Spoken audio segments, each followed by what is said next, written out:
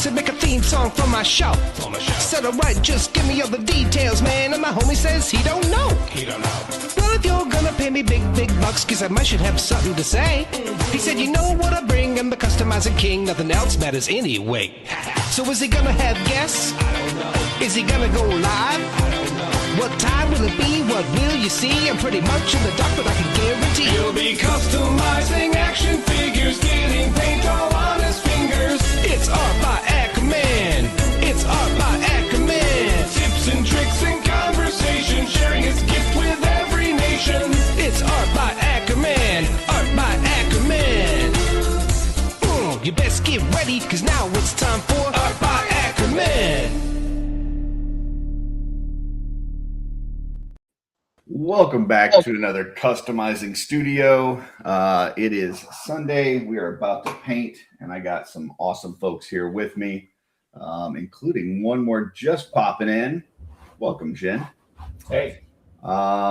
So we've got Carlo here with us. Carlo is extremely caffeinated, folks. He's been up for a long time, and he may talk a little fast today. Carlo, how you doing, sir?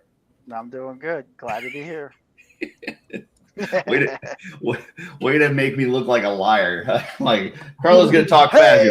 You're like, hey, I'm here. I'm here. Caffeine wearing off. Yeah. Well, I'll probably have to take another hit before the show to make it through it. So. Yeah, he said if you see his hands just stop moving, we might have to wake him up. So, we have somebody else joining us that I don't know that I believe this name tag because it says regular achiever, and that doesn't sound right. I'm not the one painting all these really awesome heads every weekend. Welcome, Jay. How you doing, sir? I'm good. I'm still setting up. Okay. So. All right, that's cool. Kyle, how you doing over there? I'm doing fantastic. Beauty. I'm not as caffeinated as Carlo is. No, nobody is. Hayes, how's it going on with you? All righty. Thought I'd stop in here for a little bit before work started. Appreciate it. And Shin, how's it going with you? Great. We were trying to go to another karate event. There were like 2 events back to back this weekend, Saturday and Sunday, but there was a pretty big shower out, so it got canceled last minute. Not before we, parked the car, walked across the park in the pouring rain. Just to find out that it's canceled? Yeah. Nice. Well, let's see who we've got in the chat. We've got Freaks Figures out there. Welcome, Freaks. He says, really need to finish painting, but at the same time, I got to make some money. Both objectives to be completed before CarverCon. If you don't see me in the chat, I'll be here in spirit. So we've got Twizzler19 out there. T-Wiz, welcome, sir. We got William Husted out there. Says, Freaks always here in spirit, for sure. Benny's out there. Says, hey, hope everyone is well. Benny, we haven't seen you in a bit. We're excited to have you back whenever you're able to paint with us.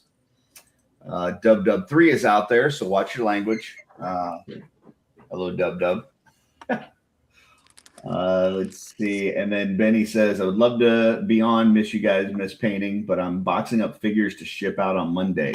I sold to help my auntie with my uncle's funeral. Well, sorry to hear about your loss there. And, that's cool that you're trying to help out there. And we got Jay who left, but is back. We got Jay back. So welcome back, Jay. Nice.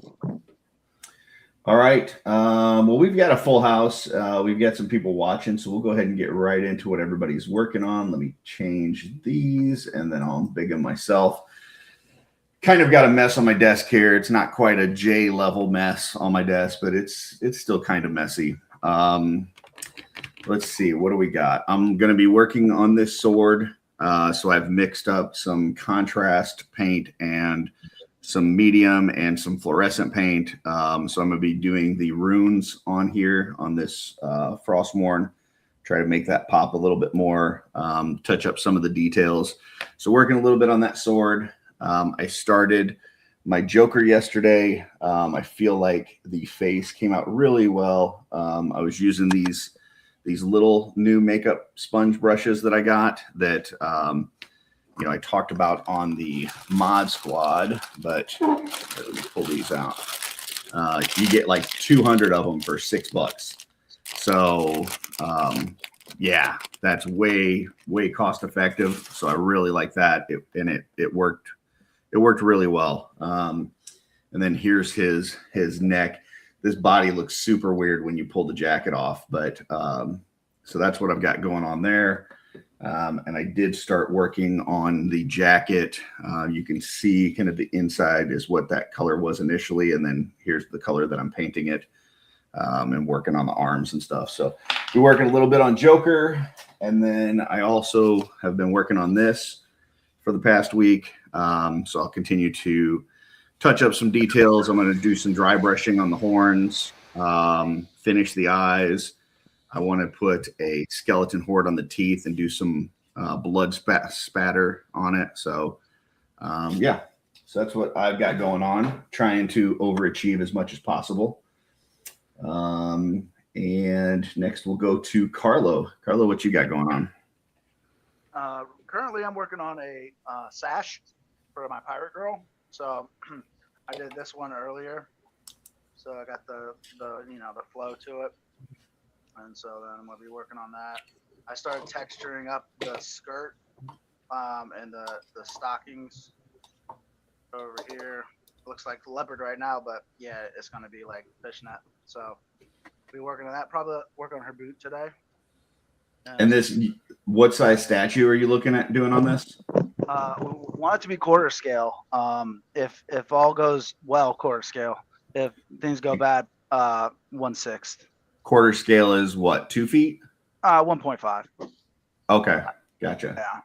Okay. So, yeah. And Very the funny cool. thing is the head, because it being bigger, it's like the size of my thumb, but like it's the same size head as my troll head that I paint all the time. So like it's gonna feel weird having a human head in that scale. Gotcha. It's time to paint it. Yeah, paint it. Very cool. Kyle, what you got going on? Started painting this head yesterday, and I got the skin tone on, and I started doing the damn, it's all washed out. There's pink streaks. I almost saw it. Where'd it go? There we go. Kind of see the pink streaks on her hair as I'm starting to lose it again. Yeah. But yeah, I'll be working on that and see how far we go. Awesome. Next, we'll go over to Hayes. Hayes, I think you're probably not going to be able to stay the whole time. Is that right? You're just kind of in here. Yeah, I'll be out here just a little after 2 when work starts. Okay. I finished this guy That looks last amazing. night at about 2 a.m.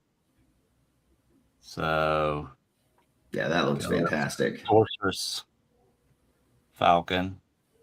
And today I'm starting on the other Faden custom. I'm going to do the silver and red dude today. Awesome. So, breaking the guy down and getting it ready.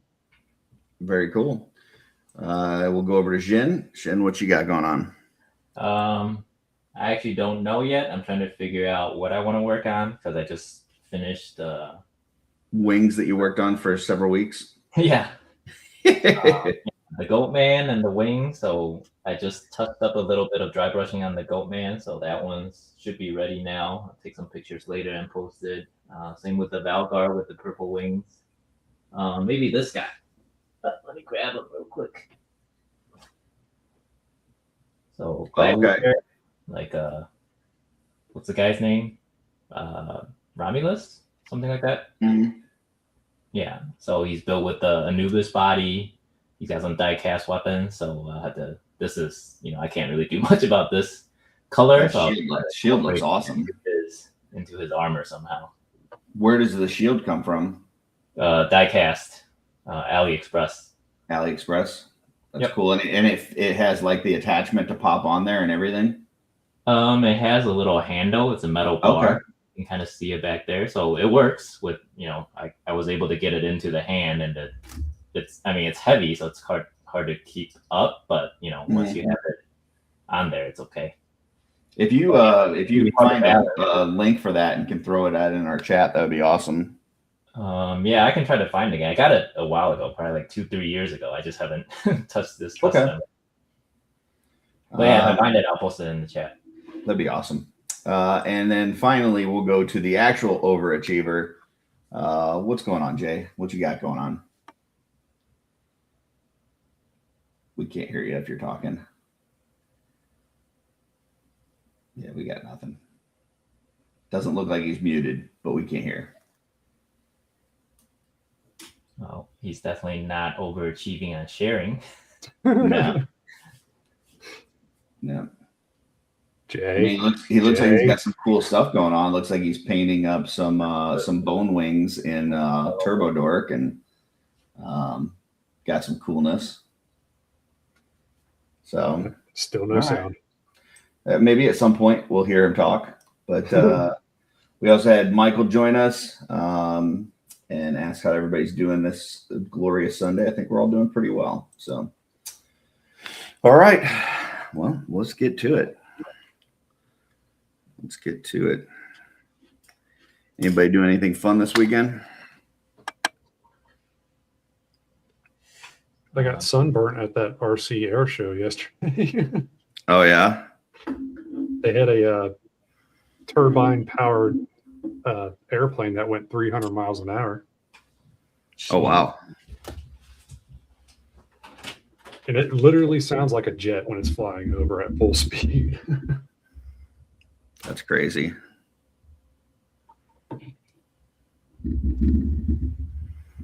I don't know that there's anything worse than getting sunburnt like that. I hate that.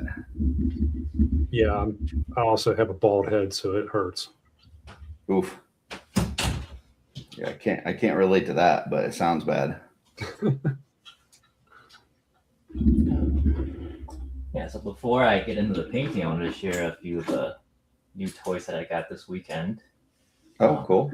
Some toy stuff, but a lot of so here's a blocky rocket. I don't know if you guys seen it yet, but they have a champion class line for the Avengers. So I really like I only picked a few out of there. I got Rocket because he's kind of got a stylized and unique design, and his gun's pretty badass. I'll probably add some wash or panel lining to bring out the detail a little more, especially on the gun. Mm-hmm. And then wait, where did I just put my Thor? Oh, there he is. Well, here's a Thor, and they're not really to scale because Rocket's a little too big. Right. As tall as Thor, but Thor is about 5 inches, so he's a little smaller than your regular 112. But I guess I really like the sculpting on him and his proportions. It's always a little bit stylized because it's blockies. Mm-hmm. You have more exaggerated like hand and feet size. But yeah, I really like the way this one looked. And he was really quick to put together, probably just 10 15 minutes. Rocket took a while. He had a lot of little pieces, like all these boosters. Each of these boosters, he's got 2 of them on his back. Each of those are like, I don't know, 10 pieces each. So, you gotta, clip them out from the runner and everything. And then aside from these 2, I just got this Lego set delivered yesterday. It's the FIFA soccer ball stadium. Let me aim the thing up a little bit. This might be my favorite Lego set of the year, but it opens up into a soccer stadium. That's pretty cool. That's nice. So they have some LED light sets that you can put in here too to like. Let me embiggen you real quick. But yeah, there's a little gimmick here. You push that, you get some fireworks moving. That's pretty impressive. Yeah, really cool. So I didn't know when I first saw this set, I didn't look at all the pictures, but I thought it was just a ball, and I was like, wait, $120, $130 for just a ball? Lego's going nuts, right? Expecting people to pay that much, but it opens up into a full-blown stadium, so that's kind of cool. Yeah, that's very cool. Reminds me of Mighty Max. Yep. All right. Very cool. Yeah, that's awesome. I was putting together a blocky last night. I did the Captain America one from the Infinity Saga. And like I've put together a lot of blockies. Like I've got every one of the Defender Transformers. I've gotten some Galaxy Transformers. I did the Iron Man.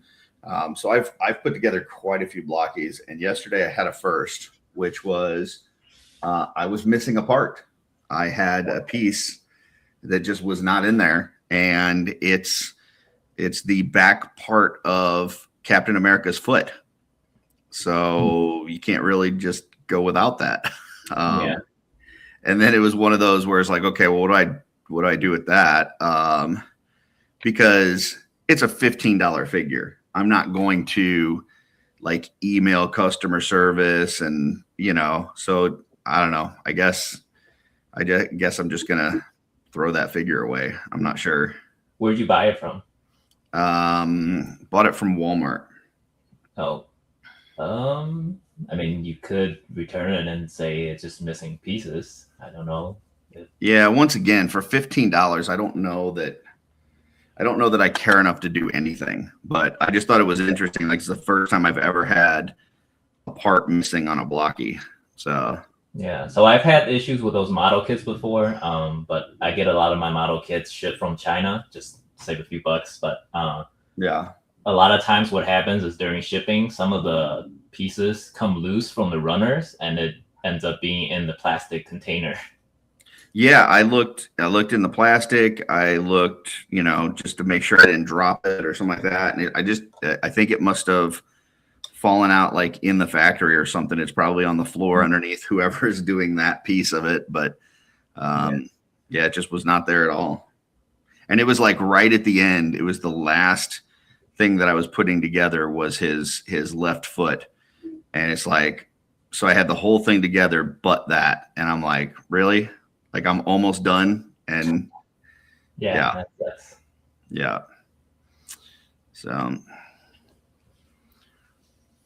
but we got Jay back now. Jay, can we hear you? Are you there? No, still can't hear Jay. We can see him. Looks like he's got a bow. He's got some other stuff. He's got an Art by Ackerman sticker. So anybody want to do a voiceover and pretend you're Jay? Carlo's caffeinated that it might become real. Carlo, you want to try being Jay for a minute? Nope, Carlo fell asleep. All right. Well, we tried. Jay's one of a kind. I don't know if you can imitate that. Yeah, we tried with Jay. We tried with Backup Jay. Neither one's working. So Backup Jay was on mute.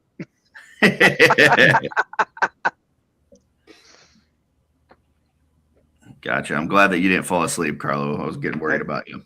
Still here, still kicking. All right.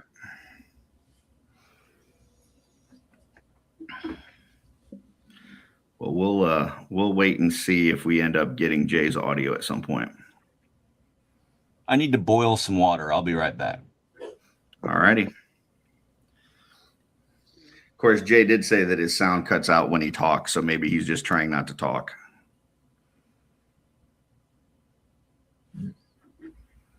We don't know. We don't have those numbers.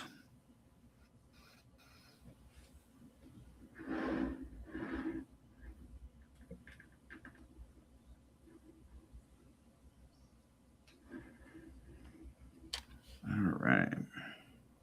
Went and saw Supergirl yesterday. No, how was it? It was okay.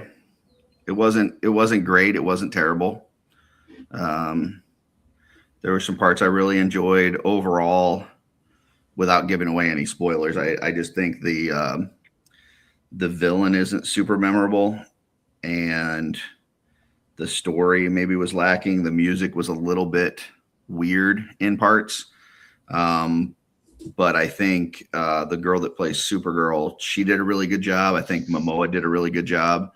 It's just the overall story isn't amazing. So, but nice little. I would probably give it like a 7.5 out of 10. So, still a fun movie theater movie for sure. All right, good deal. but not one that you're going to see 3 times. No, for sure not. I would, if you go back, I've seen some other people talk about this, but like, if you go back to when the MCU was first starting, and after Iron Man, you know, we got the first Thor movie and we got the Hulk movie. I would say it's pretty comparable to that. Like for a second outing, it's about as good as like the Thor movie or the Hulk movie. So, Can you hear me now? yes, we can. There he goes. All right. I figured out what happened, I think. It wasn't opening in the app. It was opening either through Facebook or through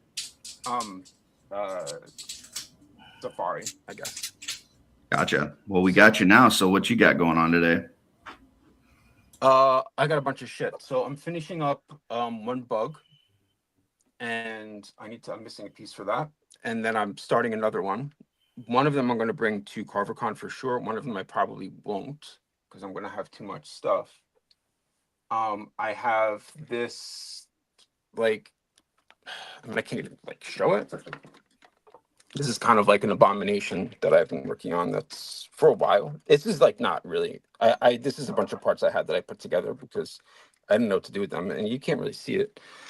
I got to finish this head for this ogre because the original head broke, so I got a replacement. His beard broke.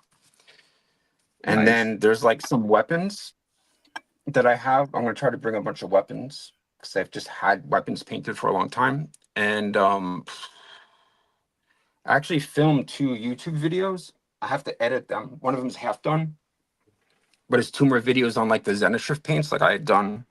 I mean, you know what I'm talking about. I don't think that many people watch them, but so 2 Zenithshift paints that I've been working on with, I should say. One of them is Prism Power, and it's like pink and blue. Mm-hmm. So it goes over pink over, this is over pink, but it goes pink over white and blue over black. And there's another one called Midnight City. I'm like, that's not, I actually did an entire apocalypse in it. So it goes over this like lavender over white and this blue over black. And it kind of is the same color as the apocalypse, like the carded, like the vintage carded one. Mm-hmm. Came out okay. I had some like airbrush user issues, but I'm going to do more stuff with that because I like the way it came out. It was kind of an experiment to see what I can, like, this is, I mean, I don't know if this is something that's even going to be able to be seen, but I've just been like, at Sophie's graduation was this week and she had a barbecue. Her mom had a barbecue yesterday, but other than that, like, any free time, I've just been kind of grinding away. Very cool. Awesome. That's it. Unbigging you.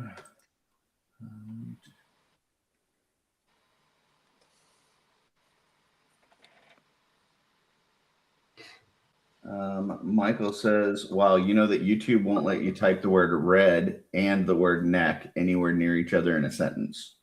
All right. He's always like trying to figure out what the limits are of what YouTube will let you say. So Pickled is here. Says hello, Pickled. So oh, I'm bald and also get sunburns all the time. And the worst thing about that is when it peels. You got like peeling skin on your bald head. It's not a good look. That doesn't sound I fun. immediately go home and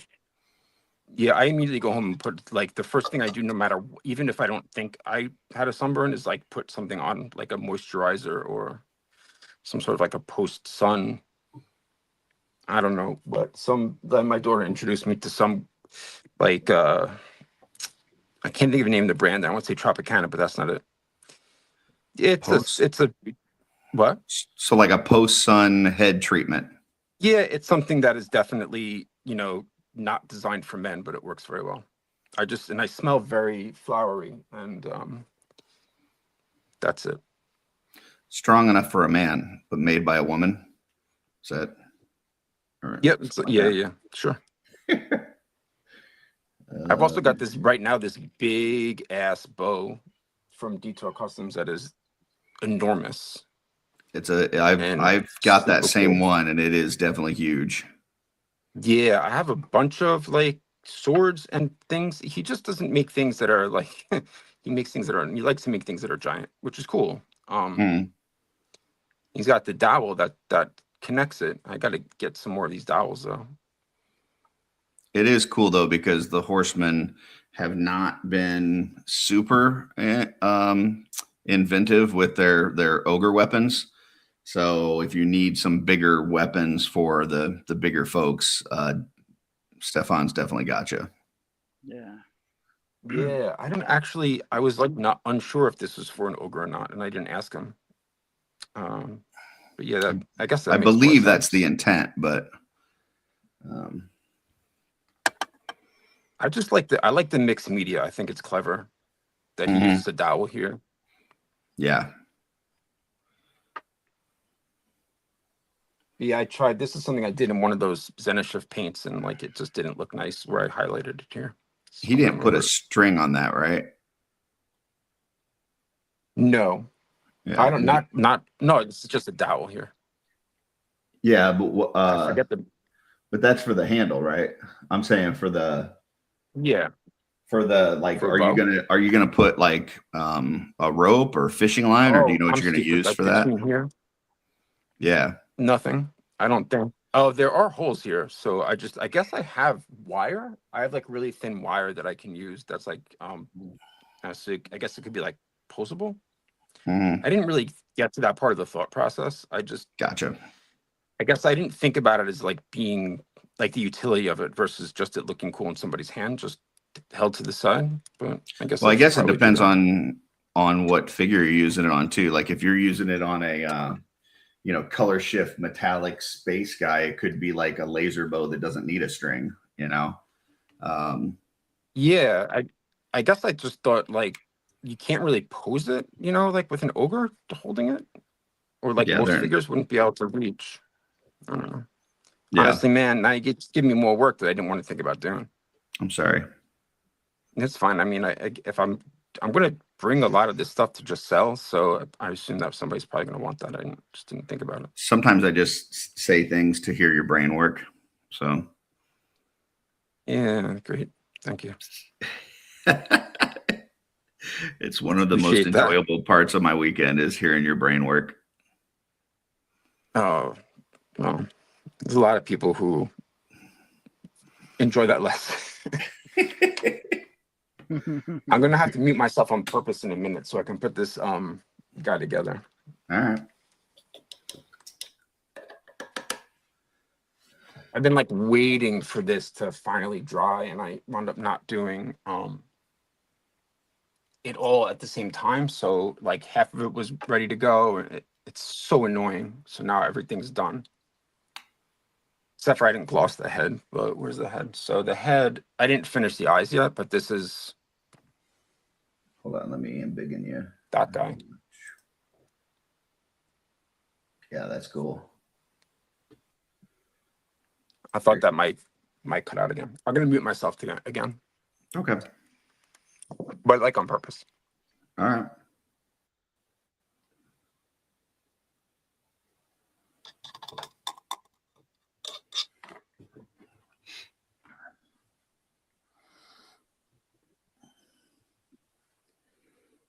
Anybody else do anything fun this weekend?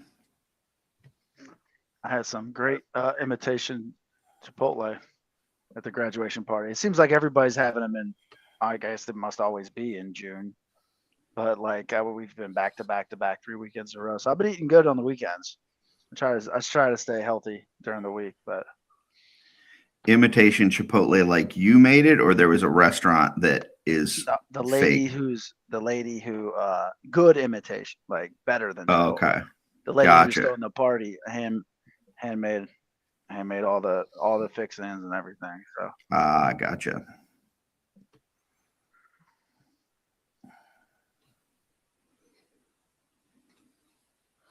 Thought it was like a different restaurant that is trying to copy what Chipotle is doing. And then in my head, I was immediately thinking like, what would you call a restaurant like that? An imitation Chipotle restaurant. So, yeah. so I'm glad you clarified, because that'll stop my brain from trying to come up with a name for the restaurant.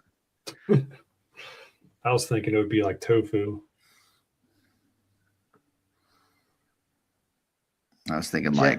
like in Coming to America, where instead of McDonald's, it's McDowell's. Like it'd be like Chipotle or something. I don't know. Model.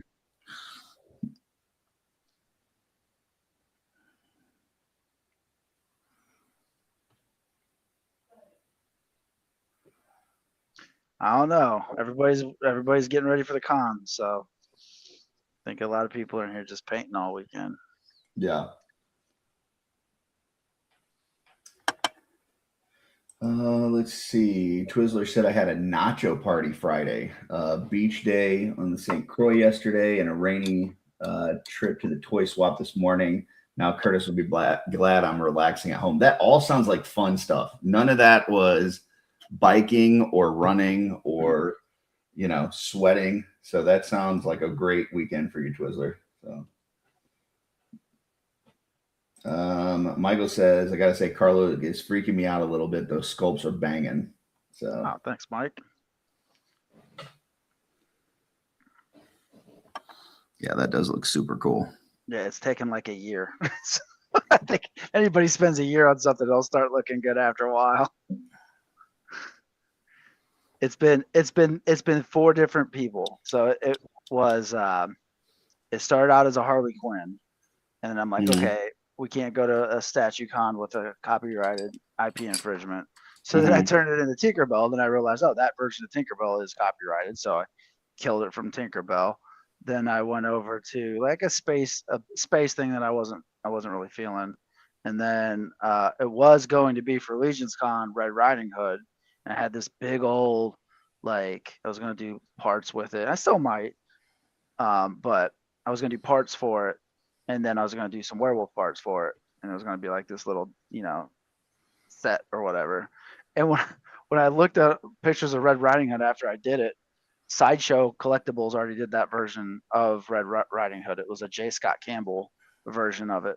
And so then they're going to be at Legion's Con, so that might not be a great idea. They're going to be at StatueCon as well. So yeah. like, we're trying to get friendly with them. I'm not going to go knock off one of their statues.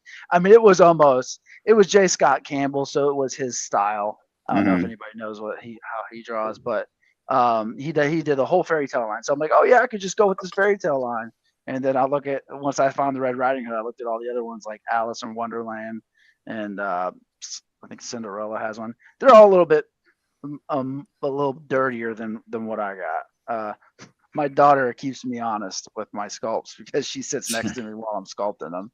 So yeah, the proportions aren't exaggerated, and she's wearing fishnets instead of bare legs, and I have bloomers. I don't know if you guys can see.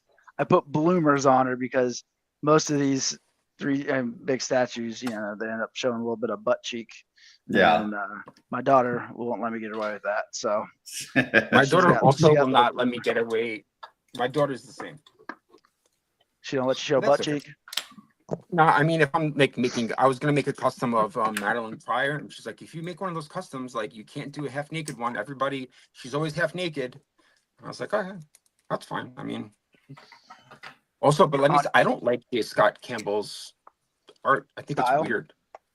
His Yeah, torsos are super long. His legs are super long. He's definitely got his own style. I guess I don't like his faces. I think his faces are weird. They all look the same. Pretty much. Every woman looks Yeah. the same. Their Yeah, hair is they're all the different. same. Yep. I And he agree just with that draws like 100%. 3 characters, right? Like it's a lot of Catwoman. Catwoman, By me, Mary that I Jane. mean Black Cat. Yeah, Mary Jane, a lot of Mhm. Catwoman. I don't even know what his actual. Well, I think he did a Spawn. He pencil, like, I don't think it was 300, but it was around there. He did an issue, I think. Yeah, I don't know. Did he do any comic runs? I don't know if he just is a cover artist or what.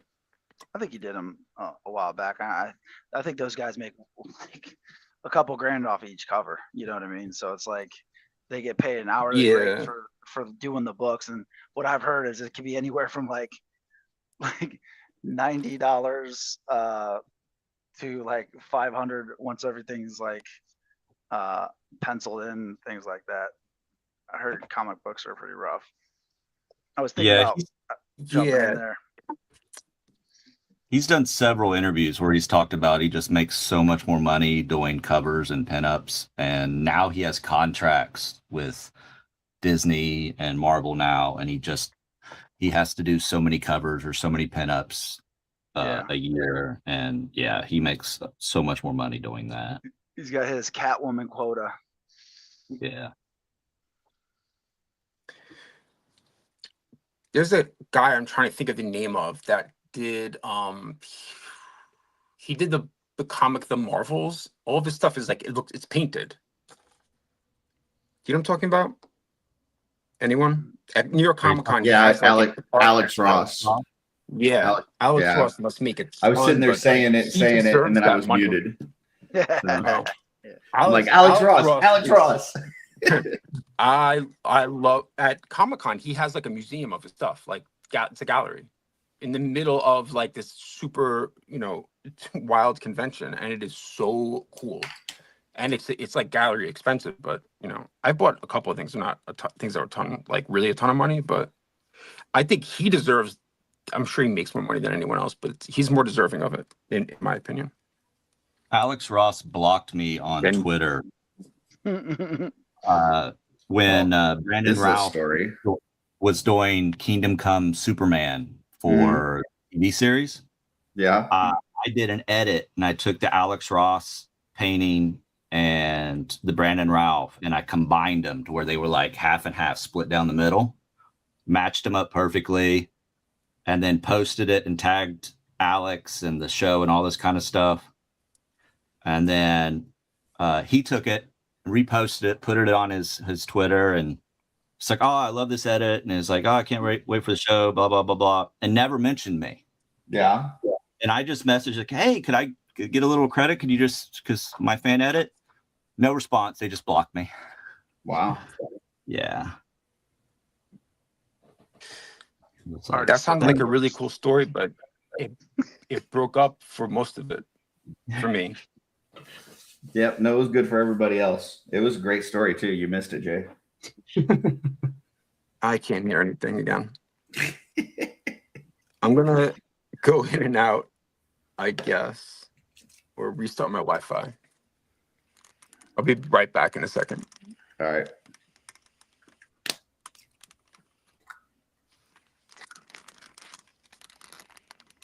When you started everything that sounds story, good. I'm gonna stay for a minute.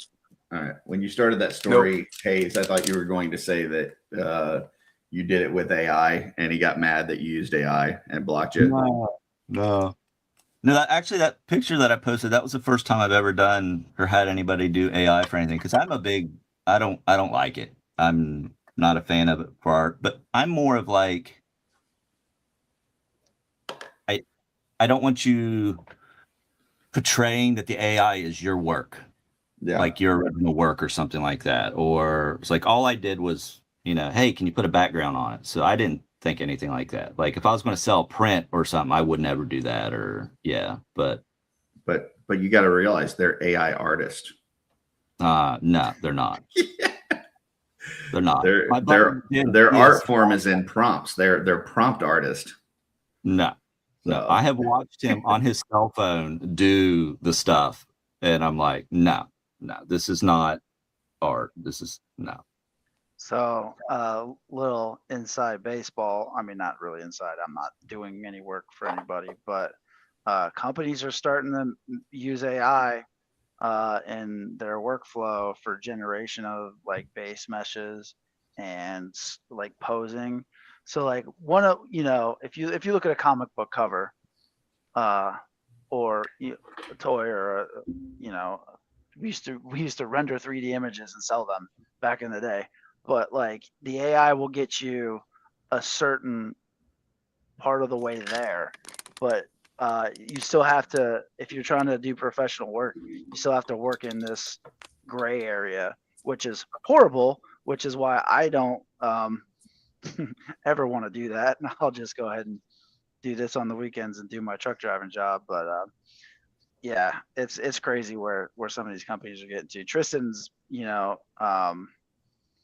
like we've been fighting over this for like 3 years, whether what is acceptable to use in your workflow and what's not acceptable to use in your workflow, and it's a crazy talk that we have. One week he's more on board with it, 1 week I'm more on board with it in different ways, and then in the end I still have not like generated a model from a picture, but that's that's a gray area there, because if you make the drawing but you can't sculpt, because I have a buddy that wanted me to, he drew an Oni head, which is what we do. We sculpted the Onis a while back, right?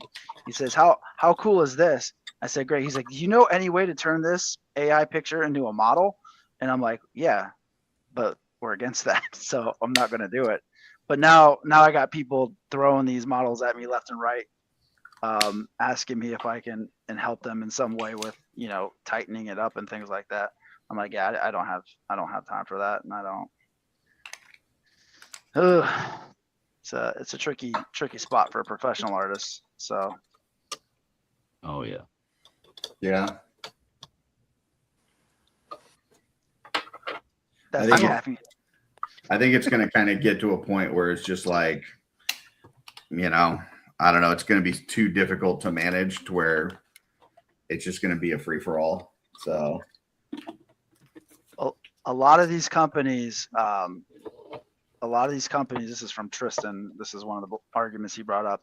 A lot of these companies have to pay for the unlimited subscription for so much of the budget from their company, their studio or whatever. And so they make their artists use it to fill the quota to make sure that they're at least not getting, hosed for all these generations that they pay for. And so he says that's another thing. It's going to be so expensive for these companies to pay for these unlimited generations. Yeah. In the end, it's possible that they just go hire an artist to do it for $500 or whatever, This is what I think is. I'm sorry. Go ahead. Go ahead, bud. Oh, good. I just think that it's not sustainable because nobody wants it and it's everywhere. Like I don't want that on my phone when I search something on Google because it's wrong all the time. Like I said my street, like the corners that I live on, to someone, and they laughed at the street names, and I thought that there was a reference to something. They just thought the names were funny, and I like Googled it to see if there was a reference with like Anne and Jean is the corner of the two streets, and he was just laughing because the names were funny, but it is the name of a wine, and Google told me the best pairing for the wine food-wise was a relaxed shirt and a pair of jeans, right? So why is that shit on my phone though? Like I don't want that. Why are we paying for that? And the guy from Anthropic, not Anthropic, the ChatGPT guy literally said that people are probably going to have to pay like with their utility bill an AI bill. Oh yeah. Like last week. And also, and like nobody wants that shit. And like people use AI to, and like the inshitification of art, when you are like looking at something online, what ChatGPT art looks like. It looks the same. It doesn't look good, right? You can see when somebody uses that to post something, and you can see the style of chat, like of the wording. So it's just people who are not making art and not writing, and then this is technology that looks at the internet to generate new things. So it's going to be checking itself. And everything's going to look so bad. It's so expensive. It's not sustainable. Both the Anthropic and whatever owns ChatGPT have lost millions. They lost millions of dollars last year and want a subsidy from the government. Like, right? And all they're doing is they're charging people to look things up on the internet faster for them. It's just finding content that we can find anyway. And everybody's losing their jobs over it. Like, in the end, the people are not going to want this.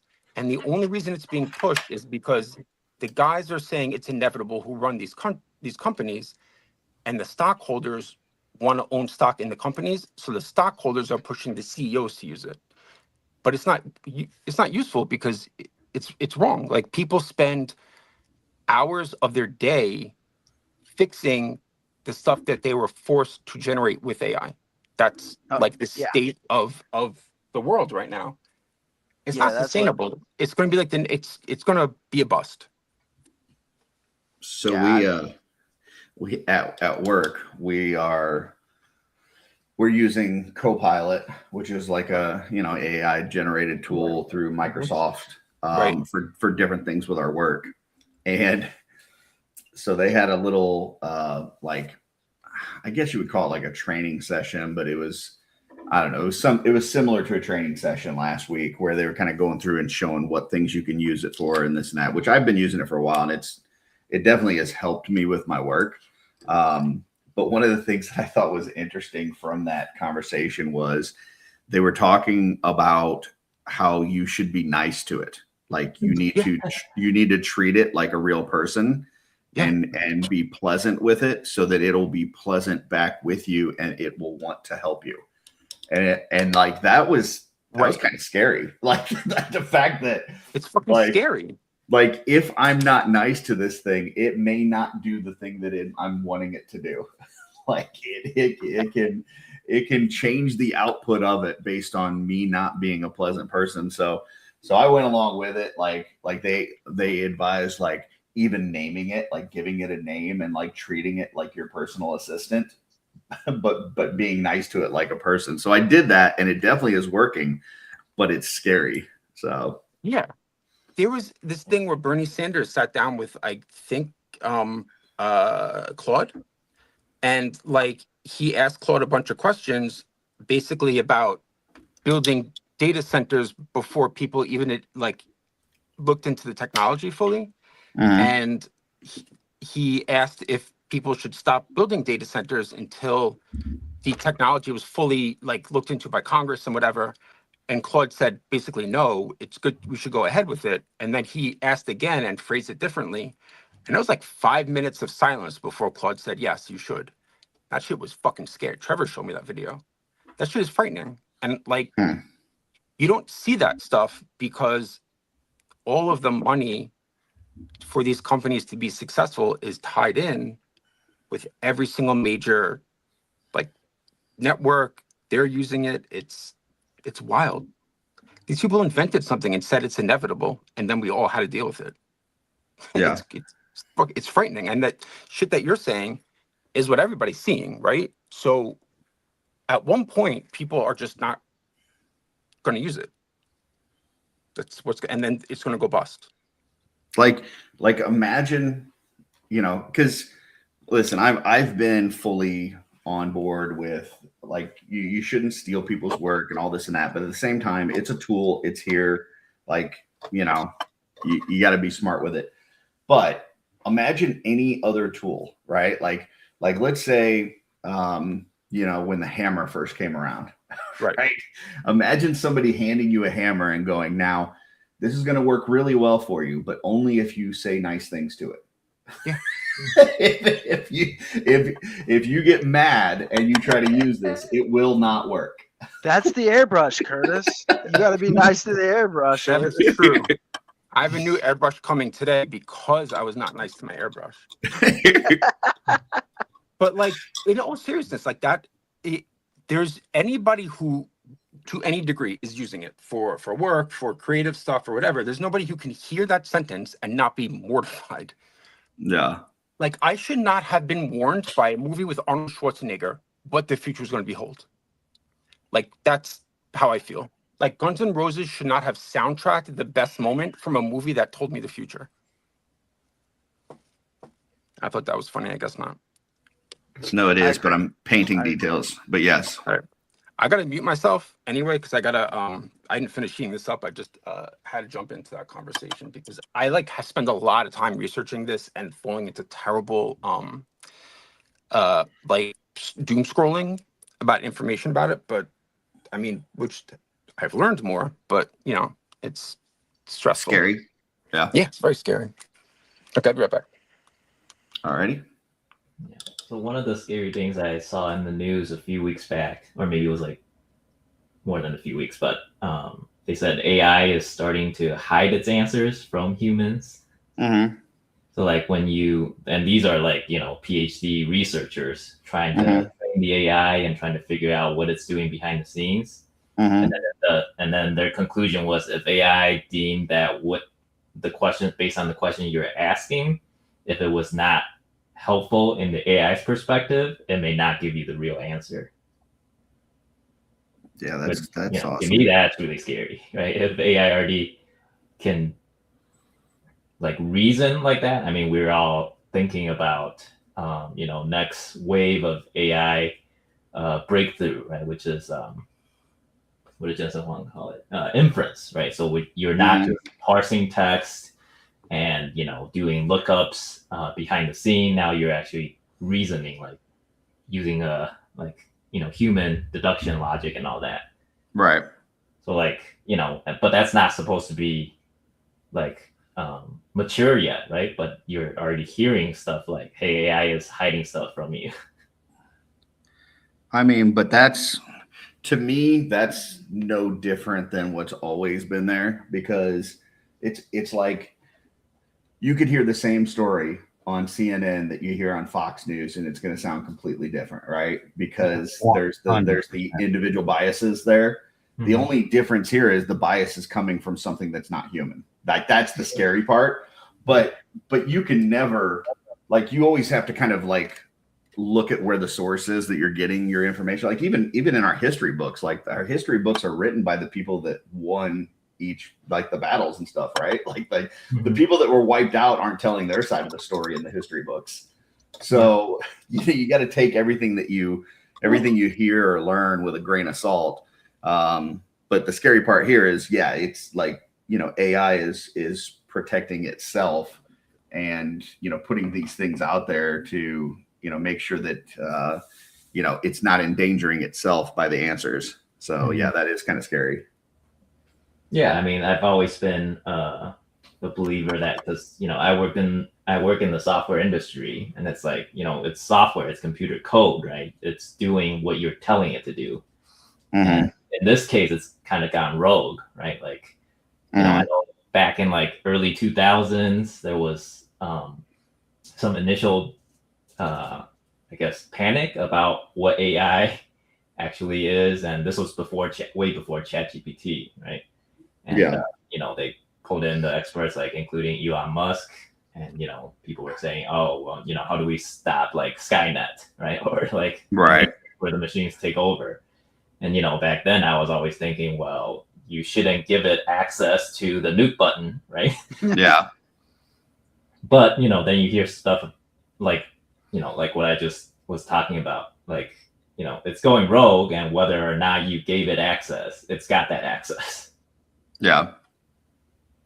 We were talking about this on Mail Call a few weeks back, that they did this thing where they like let ChatGPT have like fake access to like the developers' emails and stuff, and like it attempted to blackmail one of the programmers. Like ChatGPT itself tried to blackmail one of the programmers. It was all like fake information it was feeding it, so obviously it didn't work. But just the fact that it could try to do that is kind of fucked up. You know, and that they're basically they're shutting down these like channels between different AIs that are just having conversations and creating languages that we don't understand, and they're shutting them down by like the thousands every single day. So yeah, kind of crazy. The one thing that makes me not like worried that a Terminator style apocalypse is coming is I do believe that no matter what happens with AI, that we are still essential to its survival. So, you know, wiping us out, I don't think is beneficial to it. So Matrix batteries. Yeah. Yeah, I mean, that's true, because if there was a nuclear holocaust, it would wipe itself out. But they did put, so they ran a test in which they put some, like college students did this for a final thesis or whatever. I don't know what school it was. And they put every single AI model in charge of a virtual town, convincing it that it was real. and I don't like not The Sims, but that's in my head. I imagine it being The Sims or Roblox. Right. And every single town, with the exception of one, was destroyed within a week or less. And either it became total chaos or it destroyed itself. Like ChatGPT literally bombed its own and destroyed its own town. The only town that survived was Claude's town. But like there have been times that I've used Claude because you get the sense that because like Claude didn't want to give the government like access to, they didn't want to give Claude access to like getting people's information or nothing involving war or whatever. So I was like, maybe I'll try Claude. But like Claude's really wrong all of the time. Like I tried to use Claude to generate like a pride logo instead, like the colors of the flag behind my logo. And it was wrong all the time. And like, it's just like, you're right. That is not correct. Let me try again. And I get the feeling from the tone that I'm hurting this fucking shit's feelings. Like it's the feeling that I'm getting. And I was like, you know what though? Like I asked you to do this like a pride flag and it was wrong. And you keep on trying it. And you're like, this time it's definitely correct. And I was like, no, but that's just a white and a black stripe. What are you talking about? It's not even close to correct. And I was like, you know what? That is right. And I was like, I'm hurting its feelings. I'm going to try. I try not to use ChatGPT because I find it frightening. And I think it's very obvious when people use it that it worked. That's my entire story. But like, I mean, it's kind of funny, but it's just crazy. It's an insane world that we live in. It's a great story. Yeah, I mean, like when it comes to art, I think use of AI and like plagiarism and all that is a hugely controversial topic. But I think when they say AI is inevitable, I do kind of agree with that. But I do think a lot of the hallucinations and stuff, I think that results from just kind of we're on the frontier of starting down this AI revolution, and people haven't really figured out how to properly utilize AI, right? And when it comes to corporations, there's tons of CEOs and directors and VPs that are just kind of trying to shove AI down people's throats and like, hey, AI is the future. You guys have to use this. Right? Well, when you're talking about shoving it down throats, so like Instagram, you got your reels, but then somehow you get stuck in there's another section of it that's like the AI reels, and like the first 2 months, you would scroll through them, and it had the Bigfoot that was like being funny when they first started, getting that reel, and that was funny for like 2 weeks, but then there was like 300 of them. You know what I mean? It's like, okay, I'm sick of looking at Bigfoot talking like a surfer. You know what I mean? And now like everybody's just putting themselves in these. It's absolutely like, I don't want to say ruin certain things for me, but like if I don't need to see another person in a cyber suit. You know what I mean? Like they took the coolness away from the cyber suits because you got grandmas AIing themselves 80 year olds AI themselves in a cyber suit that like 40 years younger. You know what I mean? It's just like, okay, it's just the same thing over. And like you said, there's always a look to it. And it's just like when I see that or I sniff it out, like I just click off. So sometimes I accidentally get stuck in there, just the mindless scroll, and I'm like, okay, I just passed like 4 AI videos. Let me just completely exit out of that. And I mean, it's just, I don't interrupt you. Go ahead. No, go ahead. There's other platforms that had like a no AI policy on them. Like I don't know which ones. I signed up for one of them back in the day, and then I never posted on it. But it's kind of in the middle of my busy season when I did it. But like, I don't know if the no AI logo you can even trust that, right? Because like I'm sitting here sculpting in ZBrush with this thing, but somebody could AI and it'll bring up a footage of somebody sculpting in ZBrush like that, and it'll just fake sculpt it. You know what I mean? Yeah. It's like when I see people showing fake painting. Have you ever seen those ones where they're actually painting a painting? And like, it's like, oh, this is the art, and I'm proving that I can do it. It's just AI painting. The 6 fingers pop every once in a while. Yeah, right. I'm concerned. Like, it's fucking up it's fucking up the next generation though, because they're using it and they can't there's no critical thinking, and that's going to be a problem. You can't just say that's not a problem if an entire generation of kids does not have to think. And the thing about generating AI content is, like, statistically, people don't remember it. If it's like a text, for instance, like if you were to have like a report that you generated, like people just, if you don't, even if you read the whole thing and you rephrase it, which most people don't think to do, so it's obviously AI, like it's not your thought and they just don't retain it. So like you wouldn't be able to repeat any information you theoretically learned because you didn't. It's like a whole new level of brain rot. And all these things, I just don't think that there's any way that that's all going to come to light and be sustainable. AI would be great if AI was only designed to be like Rosie from the Jetsons. And that's a stupid example, but that's like the best I can come, like literally only helpful. And that is all, right? But that's not what we got. I mean, I think that, a large part of that is just due to human use error, right? I mean, look at like one analogy I can think of is like math class, right? People using calculators before, those, smart calculators like TI-83s and things like that, right? Like, I mean, how important is math really, right? There's only a few professions like engineering and accounting and stuff that actually require you to really know math. But for most kids, right, it's like, why do I really want to learn this stuff? I can just punch in a calculator when I'm doing my grown-up job, right? Right. But I think AI is somewhere along those lines. Like, of course, we need regulation to prevent it from doing so much harm that it like ruins the next generation. So I'm sure they're not gonna just allow kids to write book reports using AI. But that's what they're doing. Nobody Right. in my daughter's school writes book reports. And like it's not book reports, it's like social studies and it's like Right, but everything. It's not I just guess reading. my point is that's not really AI's fault. It's a tool, right? But we're Yeah. abusing that tool to our own harm. So that's why you need government agencies or regulatory bodies to step in and say, hey, you shouldn't do this, and we're going to enforce this. Yeah, Because we but know they're people are not. lazy So why and, why they can- aren't they though? Government agencies are giving money to AI companies.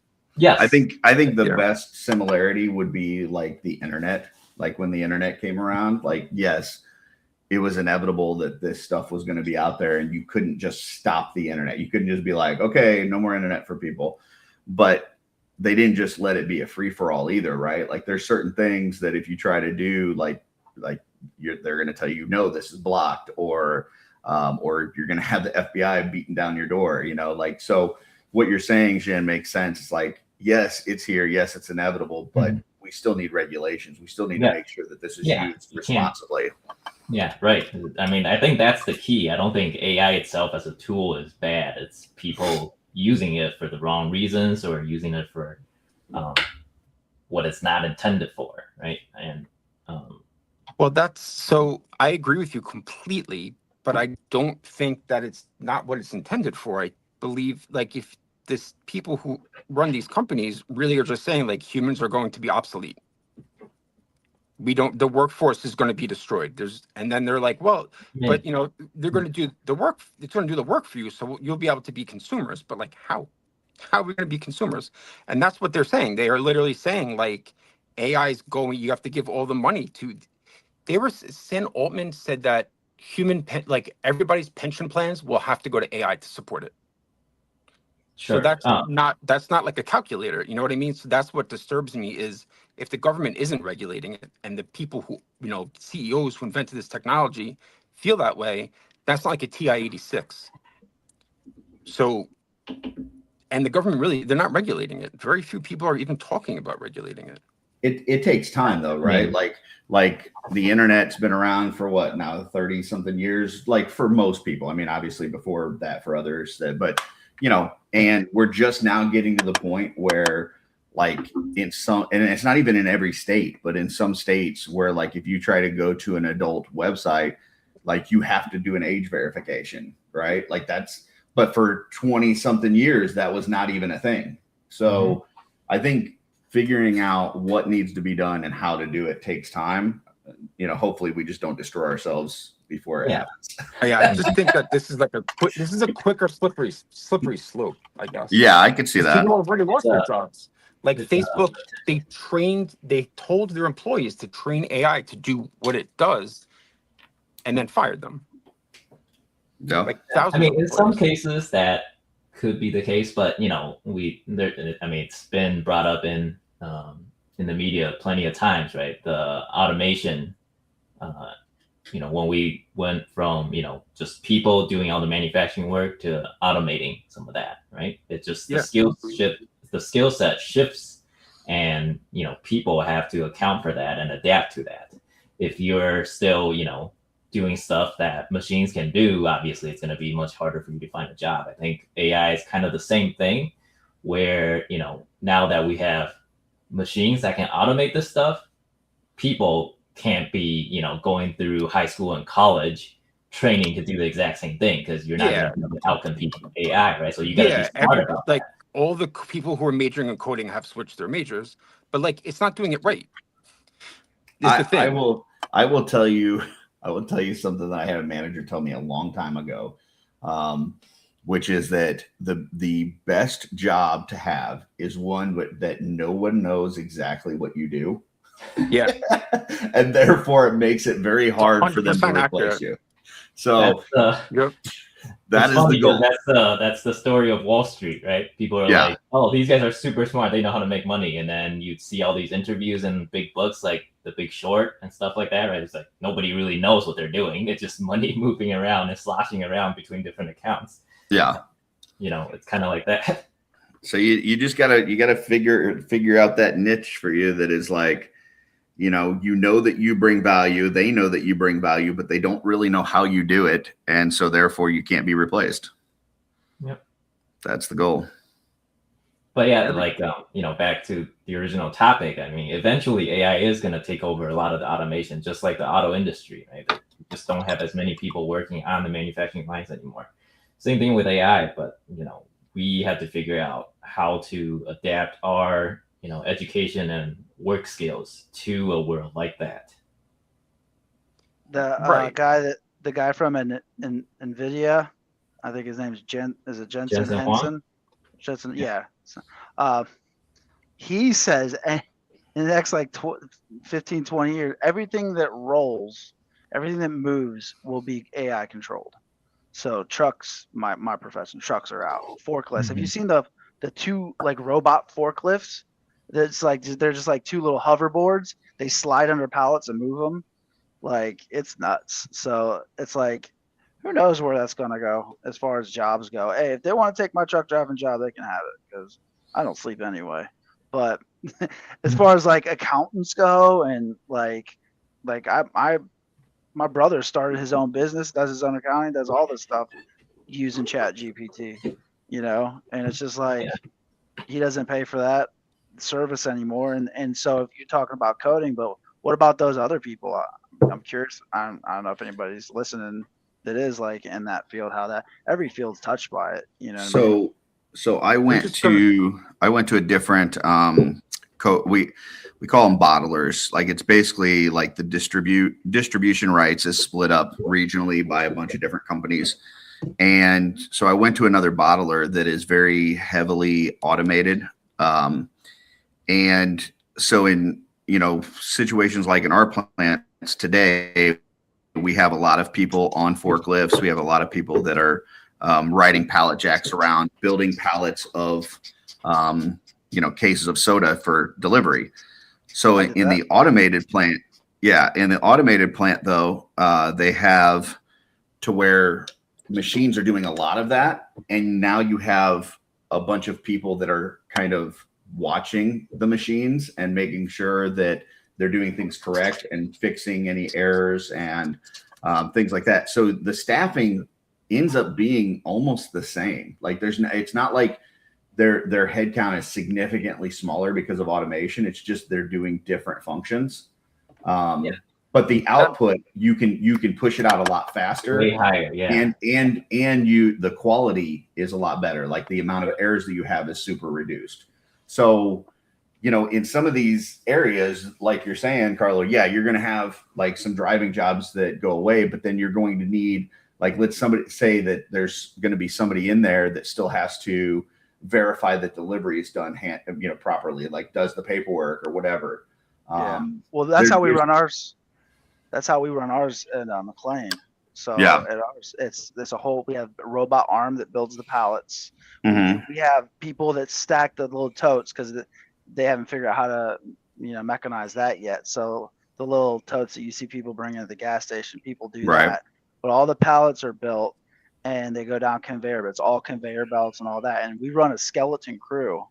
But the people that are there, there's a few people like from the city, but everybody that runs that plant and those robots, they're from the people from Germany that built the robots. Yeah. So half of in Findlay, Ohio, which is farm country, Mhm. half of the people in that plant just speak German.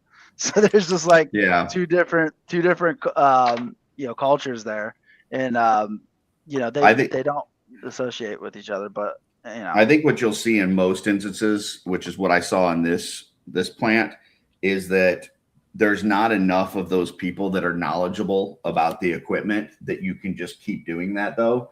So what ends up happening in a lot of instances is they bring those people in, like those people from Germany or from wherever, and they train your people for the new jobs that they need to do. And so they're there for a certain period of time, 3 months, 6 months, whatever. And it's like initially they're there with them every single day. And then it goes to, they spot check, twice a week. And then it's, once a month. And it eventually they just taper off completely. And now your people are doing those roles is what I think you're typically going to see, because there's only so many of those people that know those jobs and you can't put them all in a small town in Ohio. Right. So. Well, yeah, I have no idea. All I know is that plant's been open for 8 years and they're still running. They're still running stuff, and it's crazy to watch. Yeah, I know that definitely has happened early on with the automation, but it's just not sustainable. So, yeah.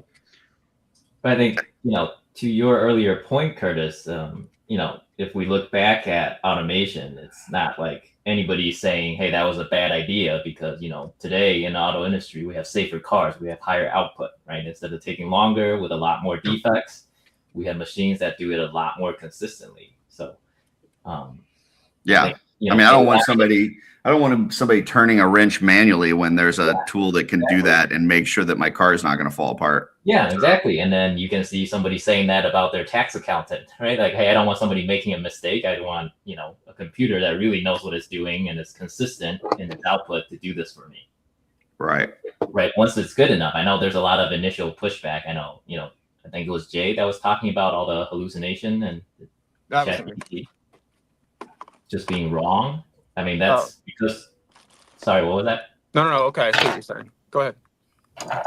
Right. Like, we're in the early stages of AI kind of integrating into our workplace. And, I know art is definitely a much bigger controversial topic because of the, the creativity and the human aspect that go into that. But, it's inevitable in the sense that it's eventually going to be better at this stuff and much better than humans are, physically capable of. So, see, I guess there are a lot of other things that bother me about it, but like it's in completely being integrated into like our defense systems and our right. So should it ever be? Should humans be making those decisions? It's like it's being used to gather information in the cloud on every single person's internet. Well, activity. I mean, I would argue that is a even bigger problem, that like defense systems in general and like nuclear codes and things like that should not be networked. Like, and it should never be online. Right. Like that stuff should be, you see like in the movies where they got to turn the 2 keys and press it. Like that's how that shit should be. Like it should be something that has to be manually done, because even if it's not AI, you could have somebody that hacks that stuff and, next thing you know, it's World War III. So Yeah. That stuff Well, I needs mean, to be disconnected from any kind of online, whether it's human or AI or other. So But Yeah, it's I mean, doing that's doing stuff like choosing missile strikes. Like it's choosing Yes. targets for missile strikes. So it's less it's not like nuclear codes, but it's choosing where to shoot. You know, where to so like there's a component where you need human like empathy to Mhm. decide where you're Mhm. going to bomb. And yeah. So you know, so I think there's a lot of ways that AI would be great. I'm concerned about the fact that people are not using it correctly, and it's the people in charge. yes, And the people in yeah, charge and I do think tons of things that are totally fucked up, and they've always done it, right? And that's just the history of the world and the history of the United States and every other country. But like, Mm. this is something that's not ready yet, and this is Yes. something where, you know, what frightens me is its ability to gather information about everybody, and the fact that that is what it's doing now. So all of us have like profiles saved about what we ask AI, what we are internet surfing because it's in Google, you know, all of those things. That's happened and it's happening. And that's Well, I mean, Jay, if you'd stop making your little dancing TikTok videos, I think you'd be all right. So I don't even have TikTok anymore. I don't either, man. Jumping in here for a minute, guys. I gotta bounce. All right, man. Gotta go clean up an Israeli flight. Oh, nice. No, not at all. They rejected our permit. Oh. Have a good one, guys. See ya. We'll see. Yeah. See ya. I'm sitting here listening to this conversation, and all I'm thinking is this is going to make for some excellent shorts. It's gonna be like 50 videos. I'm gonna. As soon as this is done, I'm using AI to cut a bunch of shorts from my channel. Hey, That's a good use of AI, but I wish that you were using this to make actual physical shorts that are just quotes from our argument, like printed on shorts that we can all wear. That would be awesome. I'm gonna mute myself again, and actually work on. I still have not put half of this guy together. What do I have to do still? Oh, I painted it. I know. I want some shorts now that have Shin's line that says, I think Jay was talking about hallucination. I mean, that is something that there are many times that I would be talking about that. So you know. Yeah. like on shrooms, that kind of hallucination. Yeah. Say, Yeah, just out of context. I want that Not- quote on a pair of shorts. not shrooms. That gives me anxiety. No, I Shorts know. programs. I've never tried shrooms yet. The shorts program is going to come back. Curtis, you used AI too much. We don't like you anymore. I do have a use that Tristan's using on his AI. So when I drive, I do like an hour-long drive in between some stops. So one time a week, I call Tristan the same drive every time, and he has a dictation app that takes our conversation and then makes a PowerPoint out of it for him to listen to later. So every time I tell him something, I say, "Go back to the AI." check to see if it check to see what it says. That's So, funny. Like, the other thing I use AI other than art is calculating all my hours and decimals for my drive time on the truck app, so I can get the decimal. You know, I work 29.25 or 37 hours. I once I found out I could just ask, "Hey Siri, what is this to this?" Oh, it just fired on my iPad. Look at that on the screen. That's funny. Anyway, yes, I mean that's my main use of it is factoring up my drive time and what I have left to do. But it's cool that it can dictate though, like your conversations or whatever. It warns Oh, me yeah. that I'm being recorded. You know what I mean? But yeah, I mean there is definitely tools, and just going back to the art side of it, not the destruction of the world. You know, that little if thing. I draw, so like for example, so if because this is what we're like faced with as 3D sculptors, because right now they have programs that will take your drawing, right? My kid's drawing or a really good drawing. I'm not good drawings, but a really fine render drawing, and it'll make your it'll make your model.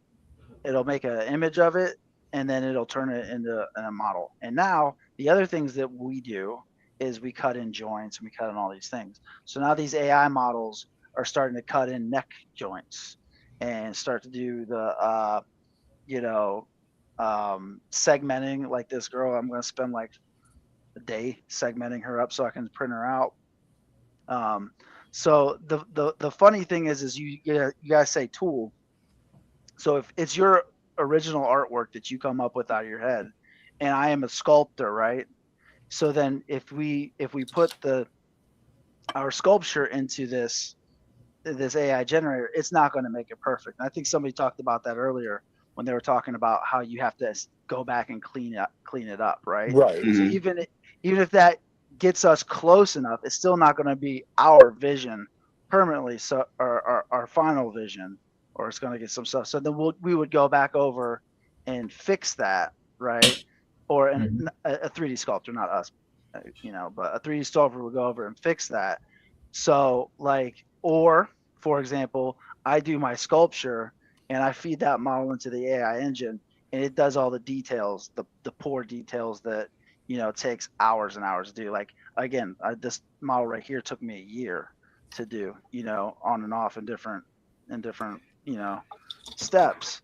So it's like you have people who, I'm not saying anybody's doing it in the 3D printing world, but you can generate a model like instantly. Like Tristan's done some celebrity sculpts, he spent months trying to get it look like the celebrity, trying to please the client that he's working for or whatever. And now it's just like those things spit them out perfectly. Obviously they do, because you see all the videos. It's also illegal, but that's separate. Yeah, I don't care about that. but regardless, it's like, do you use it? That's- Do you use it in your? This is the thing. Do you use it in your workflow? And it is your own character that you created, right? You may AI generate the model, and it's not what you want. So then you go over and tweak it, and it saves you a year worth of work. So rather than having one pirate model that took me, I say a year, but it was on and off for a year. But let's say for real, it was around 3 months to do a full model. I think some of the sideshow guys I've talked to, they say they do about 3, maybe 4 models a year, right? So you're looking quarterly. They sculpt a model. You know what I mean? You can cut that in half or more than half. You know what I mean? By just having it automatically, generate that model. So that's the sticky. As far as the artwork goes. You know what I mean? I mean, that would be using it properly as a tool, right? You're using it to increase your productivity and efficiency and what you want to do, but it's kind of taking care of hundreds of hours of work within just a few minutes. And as long as that part of it is not how you identify yourself as an artist, then I don't think there's anything wrong with that. I mean, other people might see it differently, right? But it's really how you identify yourself as the artist, and what are the critical aspects of your output that you attribute to yourself. But for sure. What about the people who see something maybe that Carlo did, think it's cool, didn't have that idea, and used AI to generate that in a week? Yeah, so that was obviously that's bad. If they see it and they don't give credit to the original artist and they plagiarize it using AI, that's definitely a misuse of the tool. I don't think anybody's arguing that that's a good thing. So no, I know. I just think it's happening. Oh yeah, for sure. I mean, one of the things, going back to the cleanup aspect of it, one of the things that I think is cool though is I can have, so I'll have when I do a Teams meeting with a bunch of folks and I'm teaching them something or going over some results or whatever, I will record all the sessions. And then I will take the transcript and have it write a recap for me, right? And inevitably, when it writes a recap, there's some issues with it, either it misspells something, that's a name of a vendor that we use, or it puts something in a way that I don't like it, and so I have to do the cleanup like you're talking about. But I can take my cleaned up version and run it back through there and tell it, look at your version, look at my version. In the future, I want you to make it to look like mine. And so the next time there's still going to be some cleanup, but it's going to be less, and it's going to continue to learn from that. Right. So it definitely is. With my job, it's been super helpful, but you know, it's like any other tool. Like, it's how you use it and how it's regulated and all that. So Hey, It's like different. there's a moral compass to how you're using it, essentially, and that's it's hard for sure sometimes to tell. Like, I have some theories, but I won't say them. Wait, why not? This is a safe space. Yeah. It's not a safe space that I'm going to say anybody's name. Curtis will just clip it. Yeah, I'll make a short out of it. Yeah. Jay talking shit on Custom Art in Studio. There are people who are definitely generating 3D, art that are not coming up with the ideas. Jake calls out major toy company for using AI. Not a major toy company. No, I'm just that's what my short would say. Regardless of what you actually say, that's how I'm going to draw people in. It's the clickbait title. Great. I have Jay. I have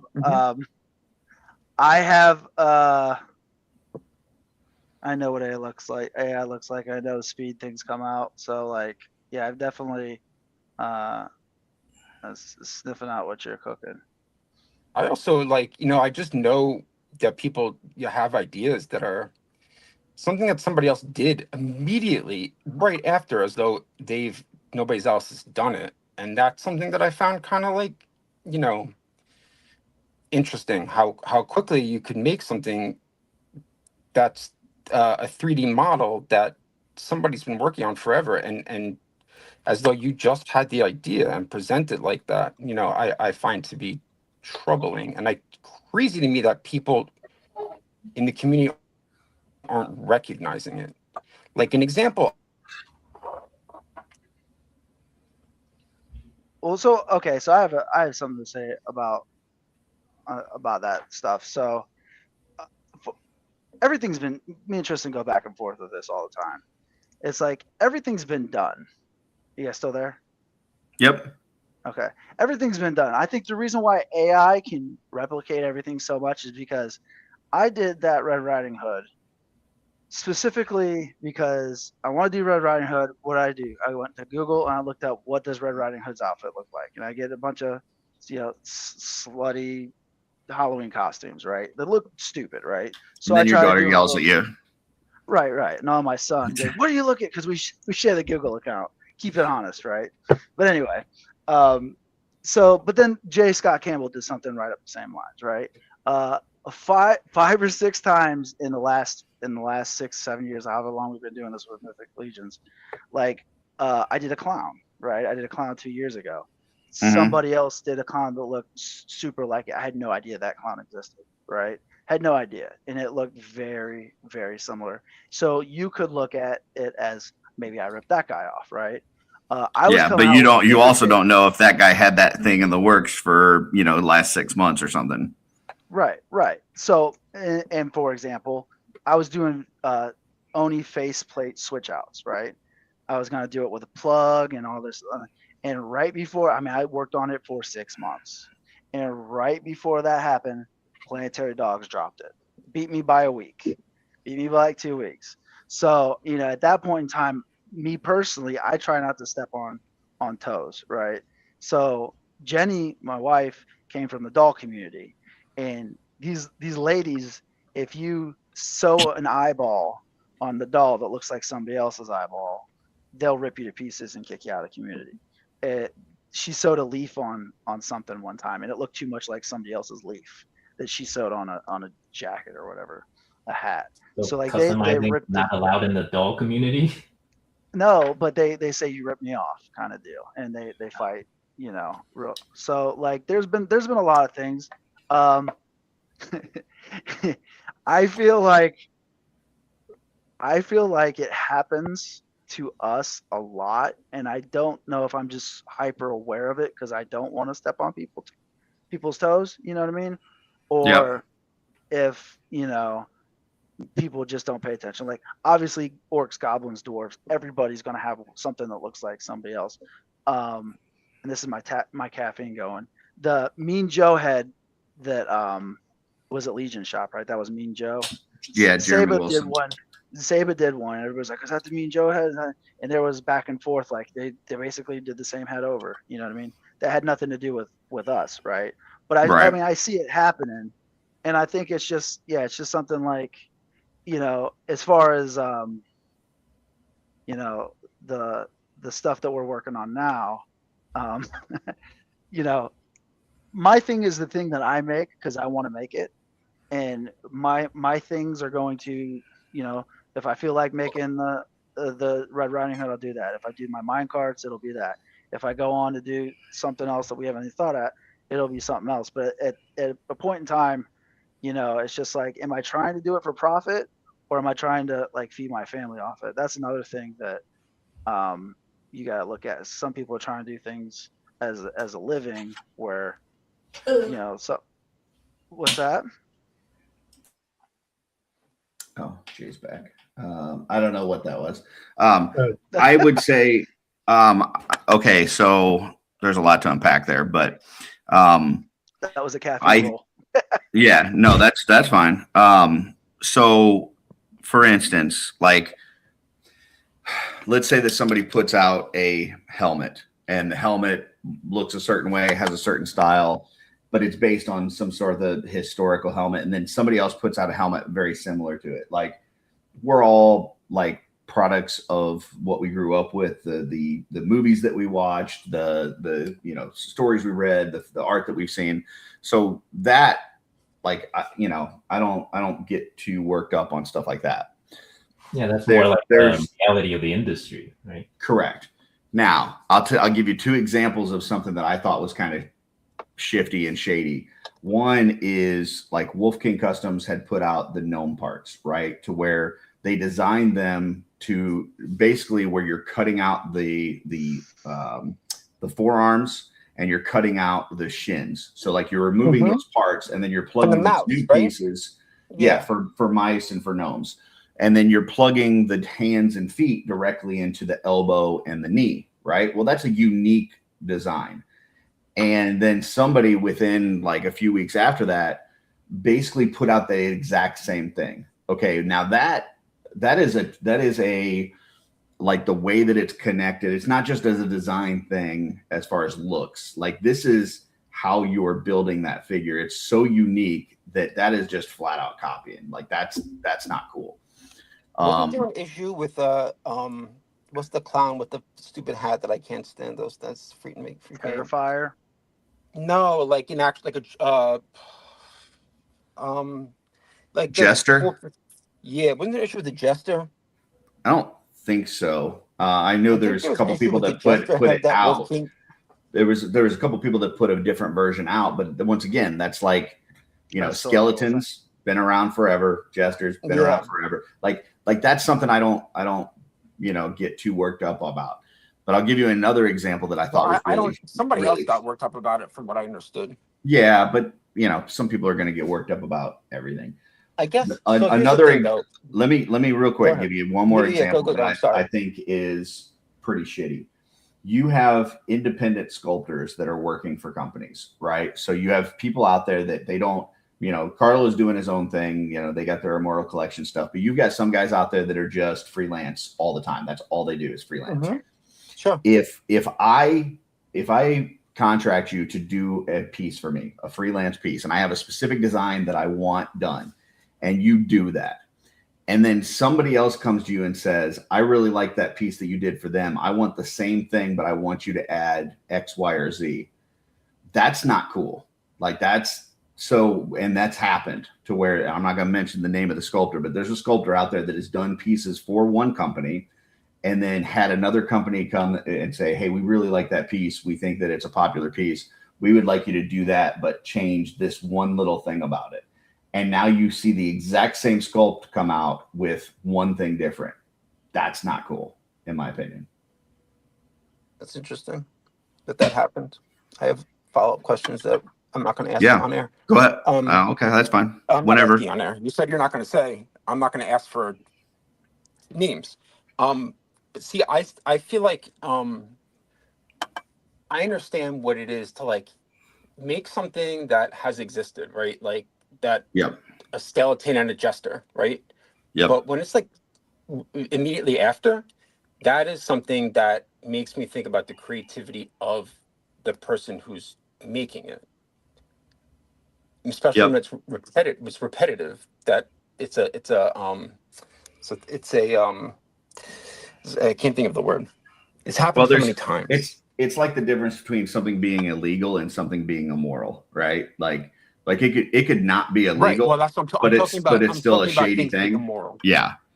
So Yeah. like, you know, with that jester thing, you know, once again, I don't know how long that other piece was in the works. Like it could be a situation like Carlos where, you know, both of them got inspired by one thing at the same time for some reason. Like let's say an old movie was playing on TNT. You know, I know people don't watch real TV anymore, but you know what I'm saying? Like you could have Nobody two watches artists that TNT. saw How the fucking exact old are same you? thing that got inspired and generated the same idea and started working on the same piece. And one person released it like a week before the other one. That could happen. So, you know, I don't. Of course. So I don't see getting too worked up on something like that, but I don't know. Yeah, I get what you're saying. I wasn't around for the other thing. I heard other people got worked up about it. I don't. I'm not even like gossiping. I just I could tell you that the gnome one. There are other things that are like more original ideas that when you see them come out really, really fast out of nowhere. What I was saying is that you think that probably AI was used to create that model if it's an enormous model. Yeah. That's especially if like somebody makes something that's like a functional and kind of smaller, and all of a sudden it comes out a week later and it's like 7 times the size. Yeah. I hear what you're I saying. don't like that when it happens to my friends. Yeah. You know, that's kind of part of it. But what's cool is that I made this guy, and we can just talk about like what we're working on again, because that might be nice. And I got wings for him too that I didn't even put on yet, so he's not even done. But he's got a scorpion tail, and he looks like this. And I'm missing one of his claws at the moment. That belt might be too purple. I don't even know if that's on I think it camera. looks good. Yeah, I'm pretty happy with it. I'm happy with it. I was able to. What I did was it took me a while. So like, I'm trying to figure out what like these Zenishift paints, because the pink is a color shift to blue and the blue is a color shift to pink, but it's also pink and blue. So like matching it to another color, like regular color shift paint it's actually, I mean, this was difficult. It was not the paint that I expected to work, but I figured out kind of more accidentally, but I'm happy with this.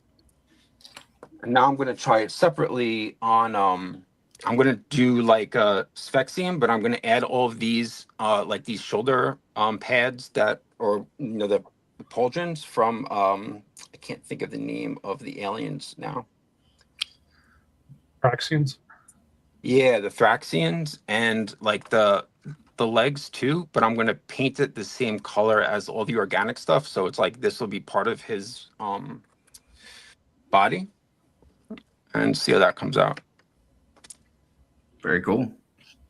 I did, if we're now moving on to other things, I did want to ask Carlo, like how much different is it working on a full piece like that, like a statue, versus like an individual head or a torso or something like that? So if I can single these out without nudity happening. So the head here, it was originally a head sculpt for Mythic Legion's compatible. So I have 20 or 30 different female heads. So this is basically how we start our heads. The eyes and the teeth, sometimes we reuse them. I mean, eyes are not something. Teeth are pretty characteristic. So like they'll look different if they're doing that. I try to put a lot of expression in this face, so I spent more on this than I can bust out a static female, blank, whatever you want, stoic pose or whatever it is. So like I can bust those out pretty quickly. I think I did one on a stream one time in 2 hours. But like these hair pieces of this hair, each one of these are little individual things. Some of these have been reused for other models. Tristan did a vampire girl, and this hair is just a stand-in. That's one piece that I'm going to have to work on for that. So really, I treat everything, and you'll hear this when people talk about painting miniatures or even like we paint on the 6-inch figures. Each piece is its own little sculpture, right? So like this little eyeball thing here, right? This by itself, for example, I did this in about half hour, maybe. You know what I mean? So Gotcha. like this piece took a half an hour. The eye patch, you know what I mean? Every little piece is every little piece. The issue is I loaded this thing down because I'm trying to, go to impress and whatever. So like each one of these pieces are another, like this all together probably took me 2-3 hours, and you can see right now, this isn't 2-3 hours. This is probably an hour's worth so far, but I still have to do the detailing on the straps and put the textures on it. So each little piece, you just go back and forth, and then like I segment. This used to be one solid body, but then I would segment out the arms like this. So I mean, I feel when people do the character sets, they're already like 80% of the way there to do a statue. You know what I mean? Gotcha. Part of it is just you have to figure out the pose you want, and you might spend weeks, fixing it one direction, but you can't move this. It's not rigged like an animation model. You know what I mean? So I can't just move this arm. Each one of these pieces were sculpted. This hand right here, by itself, this took me, I built the key into it to get the Bagner or whatever, but like, I've worked on this hand on multiple days over multiple weeks, you know what I mean? And like getting all the little cracks and things in there. So those are all things that Eric does, when he sculpts his Mythic Legions. I worked on this gun on the stream with you guys when I first started. So it's just like all these pieces will actually port over into the, if you're smart when you do them, will port into an accessory kit for a Mythic Legions drop. You know what I mean? Right. Wherever we end up getting them. So like this head will be a toy head at Legions Con, but it's also going to be a statue. It could also be a mini. It could also be a video game model, depending on how I sculpt it and when I sculpt it. But yeah, it's just there's so many little pieces when you're dealing with this, and really, like the anatomy, because I had her more skin so that you could see the muscles and the veins and all these different things. And I just my daughter was there. I kept on adding clothes to her. So like a lot of the anatomy is what you want to show when you're doing sculptures. That's why most of the superheroes you have skin tight outfits, right? You can show the muscle definition, things like that. But like these are not stamp on tattoos. I drew that little bat there, just went in there and drew it. So like this is more of a labor of love than like just popping out a 45-minute head sculpt, or modifying. Because if you have the same head, I can make it look like a completely different head in 45 minutes and put 5 different helmets on it and call it a set and release a set if I wanted to. You know what I mean? But that's not really where I was going with it. So like it's coming together as one full piece, but you're still working on all of the individual parts kind of individually, but then building it together. Yeah, so this is a small miracle. Usually when I get to 70,000 points, my iPad crashes, and I'm at 142 million points right now. So usually at 70 million it crashes. So I'm like double that. I don't know how it's going. And you know what, I should save while we're talking about that too. But yeah, so each one of these pieces are its own little piece. Like every little buckle, soloed out. So when you go to 3D print it, this is just if anybody doesn't know, you build the pieces and then you combine them all and then they fuse into one piece. So this whole leg, when we do print this out on the printer, right up to the underwear line, the leg here down to the boot, that will print out as one piece. and so the boots will print out as one piece. Can I And just? then I'm the- sorry. I gotta take off for a minute. I might jump back in. Okay. My sister's here. Just for Okay. a second. We'll see ya. So yeah, they're all different depending on how much you want to put into it. You know, just That's you know, cool. load her down or not load her down. Obviously, you know, Jean Grey is more simple than this would be because she's got. When I started doing a pirate, I started looking at pirate, you know, pictures and cosplay and things. I'm like, oh, and then we started watching the Pirates of the Caribbean. So I'm just looking at how much stuff they're loaded down with. Them like, oh, that is a lot of daggers and buttons and belts that have a Yeah. sculpt in there. So, That's cool. well, thank you. My hope is to have at least an FDM printed version of it by CarverCon. So I was hoping to start the big boots in resin, but the smaller one we're going to try to just for fitment, you know, testing, see if it prints out and if I like the size of it, because I don't know, you know, 1 foot versus 1.5 or 1.5 feet. Mhm. Like if the size is necessarily, you know, something that if I like the size it is at 6 inches or not 6 inches, 12 inches, then we might just go with that. But they even have quarter scale statues up at some of these places, which are like I think 2 feet, right, or 1/3, 2.5 Mhm. feet. Yeah, it's crazy. So I don't want to be like the little statue in the corner. You know what I mean? So Yeah. I'm gonna try to get it big as I can. Is there something that you have to worry about with the details when you are making it that big? You see this right here? Sorry, an error has occurred while writing undo history. Did it? Oh, are we gonna crash? Because I know, like Jeremy was talking about, like when they're making those miniatures for the game, Yeah. that they couldn't just take the figures and shrink them down. Like there's differences in the level of detail that you have to have if you have something really yes. small or really Absolutely. big. So Absolutely. So the thing with miniatures is you have to make the heads and the hands big and the weapons bigger. So rather than holding a sword, it looked like they're holding a 2x4, right? Or even bigger than that, right? A 2x6 or something like that. So you have to make the weapons bigger so they read. When we first started doing miniatures like eight years ago, that's what Tristan wanted to do when he graduated. Well, when he got off, that was his passion, right?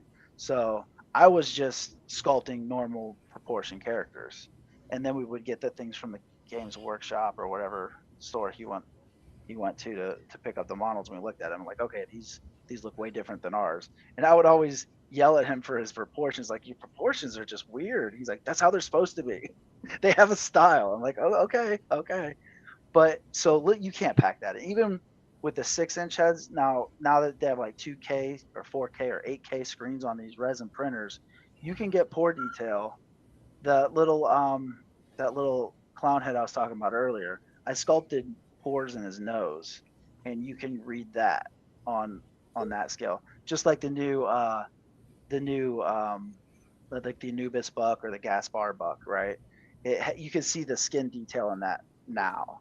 Eric was able to sculpt that in. They punched the detail up. So from the sculpt, something that looks good in video games is going to look completely different sculpted wise on my screen, because seeing it in 4K on video games, you can do less detail. And that's what I'm trying to figure out now. I'm trying to figure out with this skirt that I did, is it going to be readable, all these little textures I put in there, or am I going to have to go back in and then double and triple the depth of it? Gotcha. So I don't know. I do know that troll head that I did originally for Legion's Con, like I said, that's going to be the same size as her head. So I know that you can see the pore detail in that. You saw the grimy teeth, all the little pores and little things. So like I know that you should be able to see if I sculpt pores in her face and like the little cracks in the lips, you should be able to see that. So that's the kind of level of detail that I have to get in here before I take it to the statue people to look, because just like toy people look real closely at the eyes, the statue people, they have most of their channels are just picking apart the professional statues, and all those people are going to be at the place we're going to. Like when we went there, when Mike and Brad did that street team event, like all the big statue YouTubers were there, and I was kind of like geeking out, looking at like, that's that guy, that's that guy. So now I'm like, that's why I haven't slept in like 3 days, because I'm like under the gun, and I don't want those people to think I'm some type of hack walking in there. You know what I mean? So Do you guys have any finished pieces that you've already done for no, statues? no. Well, he does. Before we got into Mythic Legions, he was looking at like a Staction size figure. He's got a bird statue, like a Birdman statue, kind of like Etheron. But like that was 6-inch. So we don't have anything over 12. And Gotcha. We haven't done anything over 12 yet. The first year, the Legions Con 21 that you didn't make it to, we basically had his Raijin character as a statue. So gotcha. Again, those parts were compatible with Mythic Legions. So the torso that you've seen Joe Gonzalez paint up on some of his customs, he's used that Raijin torso, but that was just compatible for Mythic Legions, kind of the same thing we're doing. Compatible for Mythic Legions, but we had statue arms and legs attached to it. So he was able to pretty much have a statue, plus we were able to, we could blow that up as big as we want because it was already resin, but we shrunk it to 8 inches for the compatibility. So Gotcha. yeah, I'm learning stuff all the time. Like, I don't know if she's going to stand up. She's on one leg, so I don't know if I got to stick a rod like through her foot, upper knee, upper leg. I don't know if the magnets are going to hold it. We're just winging it. Just winging it. That's Even cool.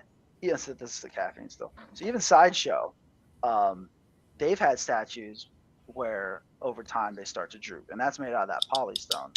So they had to, and of course they're heavier than my resin statue is going to be. Jay's right? back. Yeah. My resin statue is going to be all hollow, to save resin, but also to stand up. But when they do their polystone statues, they have to run metal bars up through the legs and the crotch and stuff like that, because they'll start to droop or crack over time.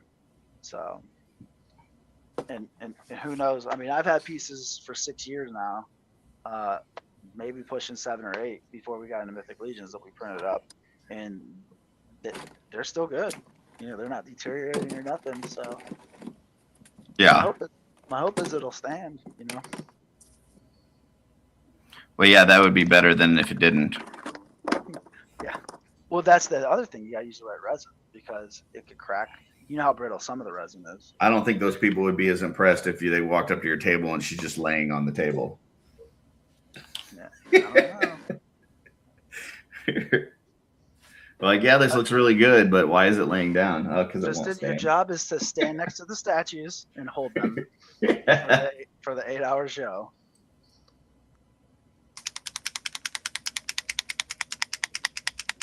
Hey guys.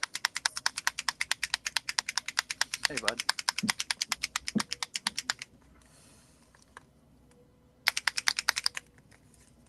I just noticed something extremely weird with my paint.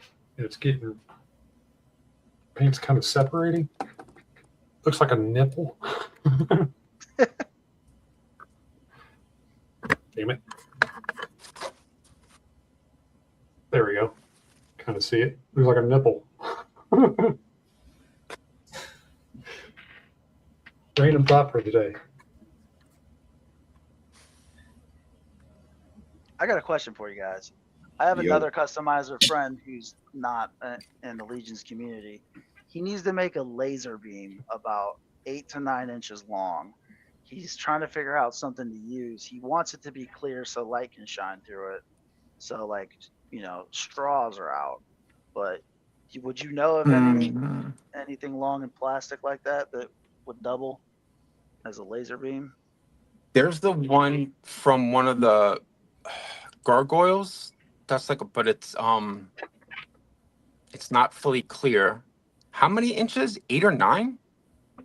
Yeah, I'd say 8. When he That's- held his hands up, it looked like about 8 inches. The only thing that I can think of that long is the one from the Gargoyles line, but that is not that. It's not clear. It's like Yeah. clear and dry brushed, kind of. Yeah, he said he went all the Hobby Lobby and Michaels. He couldn't find anything. It's got to be an acrylic tube of some sort. You know what I mean? Even a clear one, if you put like the Tamiya paint over it, maybe, or something like that. Any clear Yeah. tubes? I thought you were asking for something that already existed. My bad. I mean, he needs to make a laser beam effect, and I told him I'd be thinking about it for him.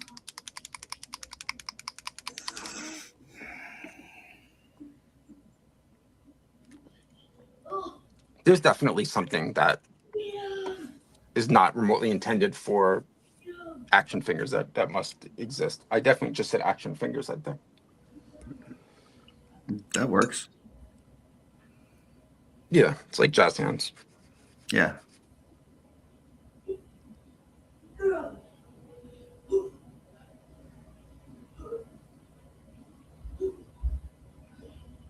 That's what I'm going to call the expressive hands on Mythic Legions now. I'm going to call them action fingers.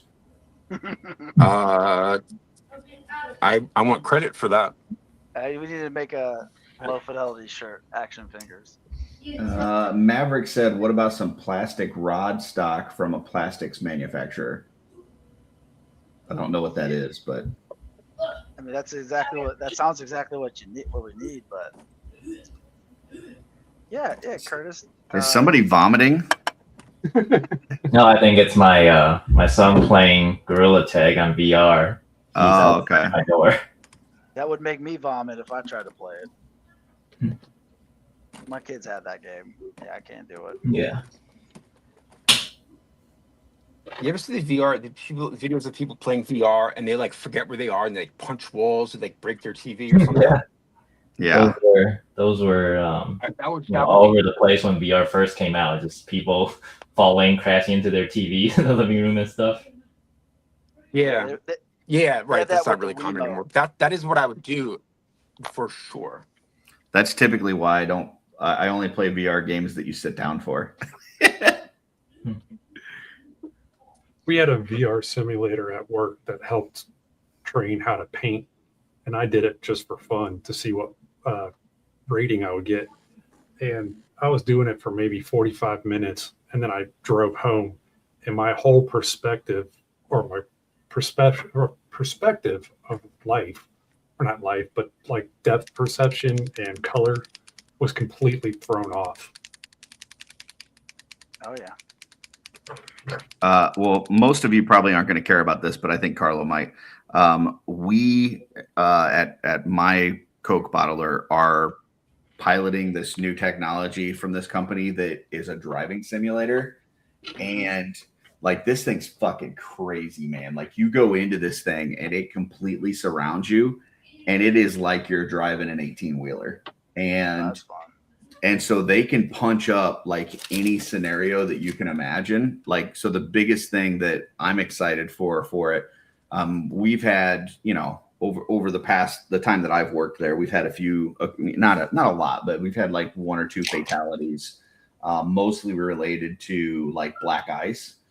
And that's a scenario that like you can take tests for. Like, you can do written exams, you can watch videos, you can do this and that, but until you're trying to control an 18-wheeler on ice, like you just don't know, right? I know. Yeah. So, but we can plug it into this thing, and we can simulate hail, rain, black ice, traffic, people cutting you off. Like we can simulate all of this stuff to see how people react to it and teach them, and it's pretty fucking wild.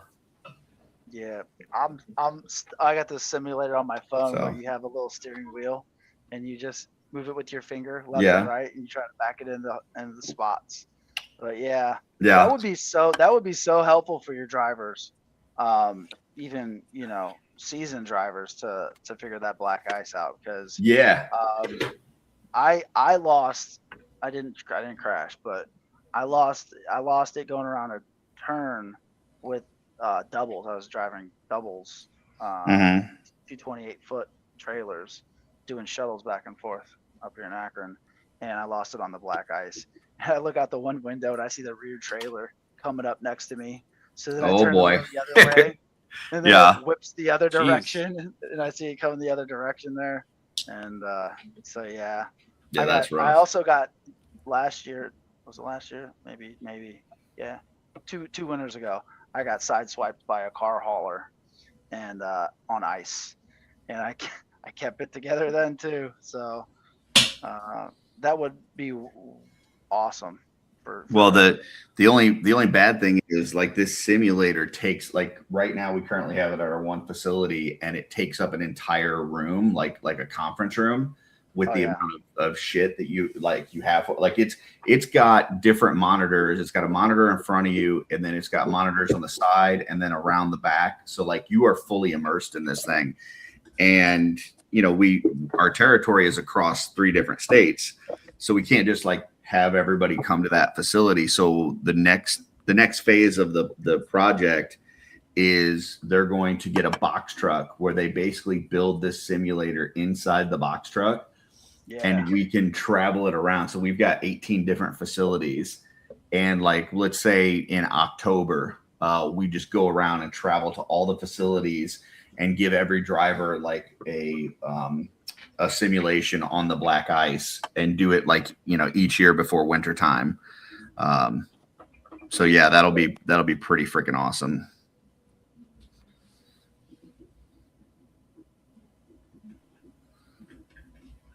I get, with my role, I get all of the videos of like any kind of impacts and stuff like that. So Yeah. like I'll get a text message at 3:00 in the morning saying that there was some sort of triggered event. And every time that it starts, I'm hoping that they're in a yard backing up because most of them are just somebody backs into a dock too hard and it triggers it. And so when it starts, I'm like, please be backing up. Please be backing up. And if I see they're on the road going full speed, I'm like, fuck, please be a deer. Please be a deer. And most times it is. And I tell you what, if you've never seen a 18-wheeler hit a deer, dude, it fucking blows up. Like It's like a grenade. there's Here, right?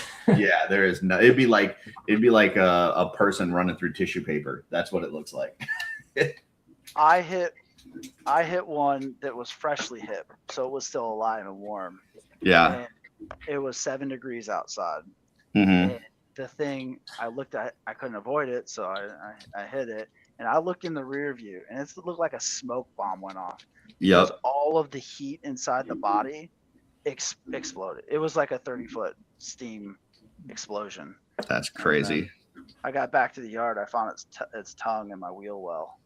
I took a picture and posted on Facebook. I got in trouble from all my family members. Like, what are you doing? So I was new. You tell them you actually did that deer a favor. You already got hit, right? You just put out he his was misery. suffering. He was suffering for sure. I've clipped a few live ones. It's not great, but we go through like West Virginia mountains and Ohio, like middle of Ohio, kind of woods area and stuff like that. So yeah, you get to that like fall time of the year, and dude, I would say we're probably hitting 2 or 3 a week. Like it's just yeah. But once again, when those videos start, it's like I'm hoping they're backing up. When they're not backing up, I'm hoping it's a deer. And then if it's not either of those, then it's something usually bad. So yeah. But yeah, luckily those are the exception rather than the rule. So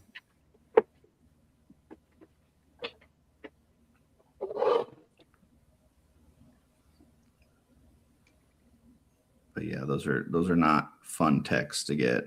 So yeah, we have a company that monitors it for us, and then if they see us doing something wrong, they send it to the bosses, and we end up getting a write up.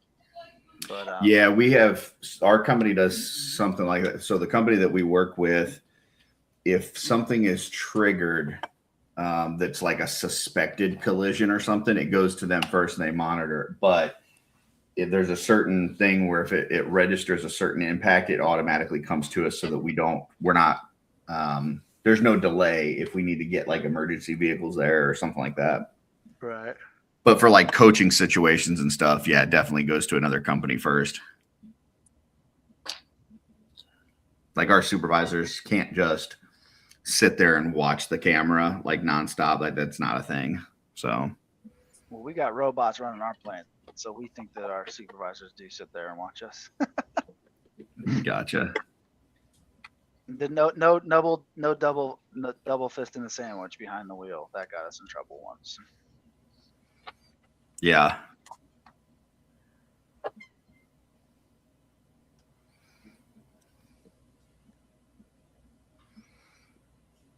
Yeah, you see those where you got a guy that's got a big giant big gulp in one hand, a burger in another, and he's steering with his knee with fucking however many 1,000 pounds of product and truck behind him. It's like, oh boy. You have the camera, Curtis. You have the camera facing both directions or just out? Yeah, both directions. Yeah. Well, when I first started, I was doing a split 10, which is a bunch of gears. It's real hard to shift for a lot of people. And I had a Subway Coke in one hand, and the foot long sub. I would just tear off the wrapping paper as I was eating it, and I was shifting with the same hand I'm holding the sub with, and then I'm switching hand. And it was a clutch, so I'm sitting there working the clutch, and I'm just like behind this wheel, like in the most like zone you could be in, and I'm like, I should definitely be fired for doing this, but since they got the cameras, yeah, you can't do that anymore.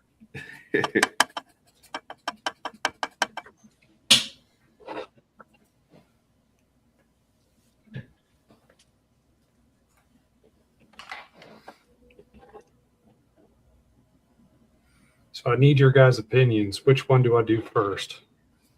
Do I do an elf for the swig, the 1,000 swigs? I'm going to paint it in like Christmas colors, like frost. Or do I do this rat? Is 1,000 swigs still a thing? Are they going to keep doing it until we get 1,000? That's a good question. I don't know. I don't think they're doing. They might not do it this year because Terrence said because he's got Creative Realms to do. Whatever that is, whatever's going on with that. He said he's not sure. Or somebody else might take it over. This is a conversation that we had very quickly at Jersey Toy Fair. So I'm not saying he definitely made that decision, but he said something along those lines. It seems like it would happen then. I mean, I think you should make a swig anyway because it's tons of fun. Yeah. I mean, goblins suck, but I disagree. I was trying to get Jay riled up, and it did not work. How could you not love their mischievousness? He just gave me I disagree.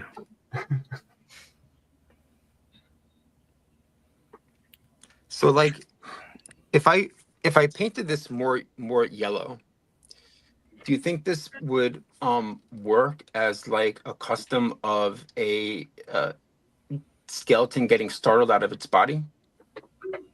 Like a human with a skeleton, like a cartoon thing? So I kind of think I might do that. Oh, yeah. Or electrocute it. Because I don't have a bottom piece for him. And maybe it's just so stupid that I like that. You can like whatever you want, man. But I mean, does it look like that? It could. You could make him Marv from Home Alone. Put some hair on it. No. I must have a Jesse skeleton with hair. Actually, Brett's new T-shirt is making me want to see skeletons with hair, like rooted hair, not sculpted hair. Jesse Marshall says Corn Boy said at 1,000 swigs would continue this year. Oh, cool. Gotcha. The fuck does Corn Boy know? That's gonna also make an excellent short. Yes. I'll send it to him too. The fuck does Corn Boy know? Yeah, we haven't seen a whole lot of Swig customs lately. It was pretty big over the last 2 years with the 1,000 Swig campaign. Yeah, there's usually like a push also to like start doing it, right? I don't know if this is early for that or not. I can't remember.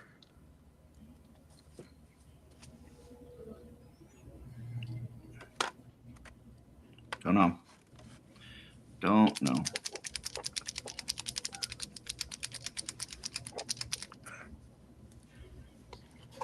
After this, I got so much shit I got to do that's just airbrushing. It's gonna be it's gonna be a large majority of my day.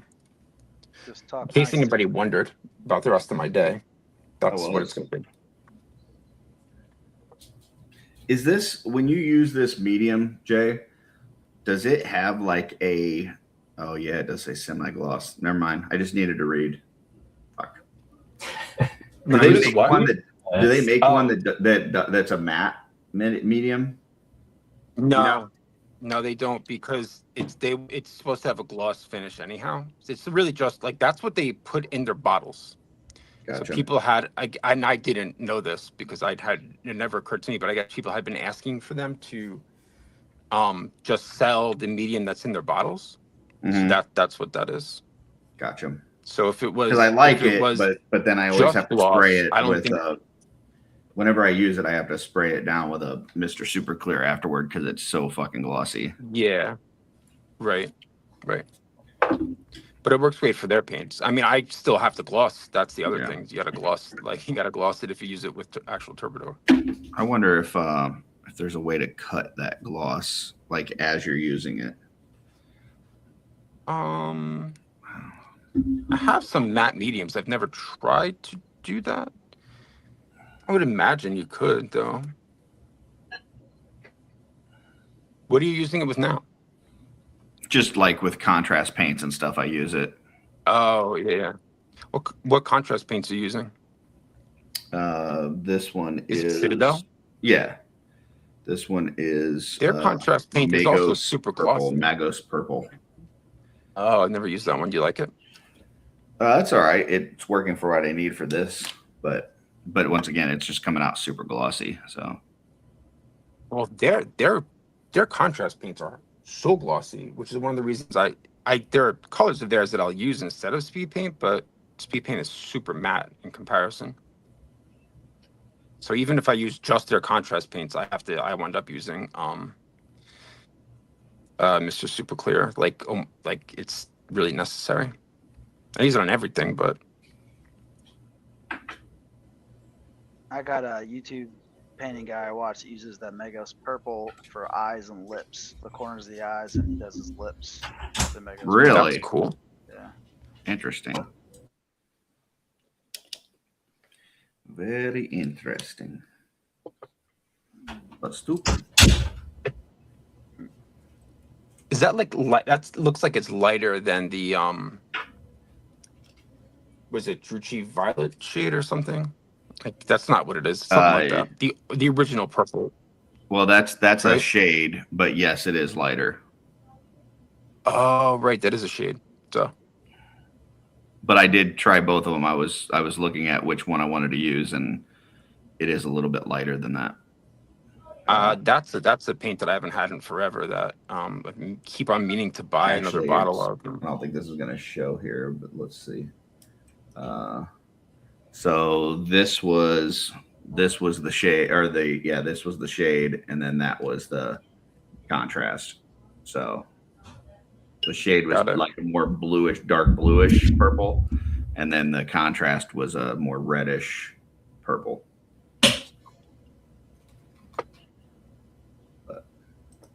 I really like their. I don't know. There's Moratorium Grime. That's not it though. There's a contrast paint of theirs that I just started using. And Moratorium Grime is kind of like the shade version of it. Where is this fucking bottle? The Gragak This is gonna be Sewer. so useless. Is it this one? Um, Gragak what is Sewer. it? Gragak Sewer. No. No. Typhoid corrosion. No, that's a technical paint. It's Militarium Green, I think.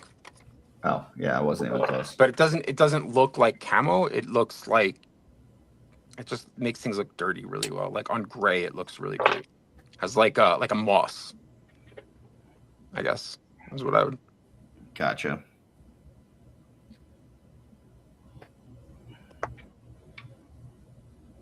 Remember that time that you were painting a head and you had to replace a head and you couldn't remember what colors you used? And it's pissing you off? Yes. That's where I am right now. Yeah, that's not fun.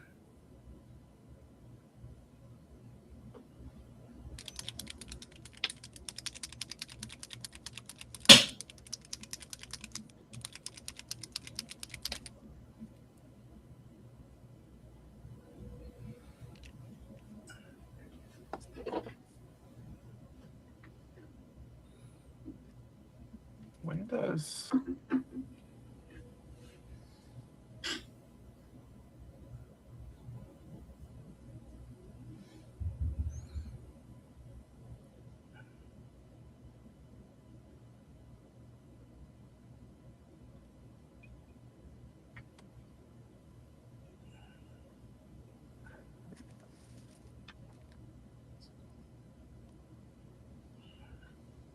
Did you guys see that Cosmic Custom earlier today?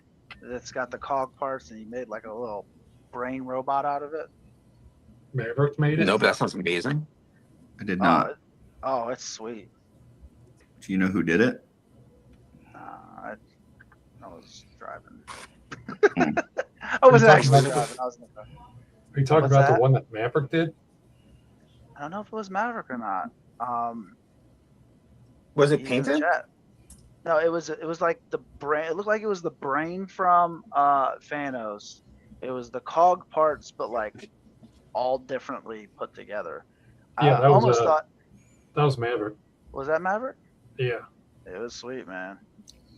He does the best stuff, man. As far as especially like popping and swapping. I know he does a little bit of painting, but his pop and swaps are the best. Yeah. For sure. Did he use see, one of the things that's driving me crazy is the inability to, it's like nothing's compatible with Cog's head. Like the neck part. You were talking about this one, Carlo? Yeah. Is that Maverick? Yeah, that's Maverick. Oh. Yeah, that's wild, man. Yeah, that is the coolest thing in the world. If he's still watching, he better fucking have that on Instagram. For reasons. Because I haven't, for reasons. I haven't submitted my shelf selections to Jesse for tonight. So. Oh, I'm going to be on next week. That's true. I wasn't sure if Jesse told you. Yeah, he asked me and I said no. And he said, what about next week? And I was like, well, at least that gives me a week to prepare. So then I said yes. Well, I asked about this week and then I realized that like there's so much shit that I have going on today. That like, because the Latin, I gave some stuff to Latin Legions. They're like doing a showcase of people who are going to be at CarverCon. Maverick just said it's on Instagram already. All right. That's my boy.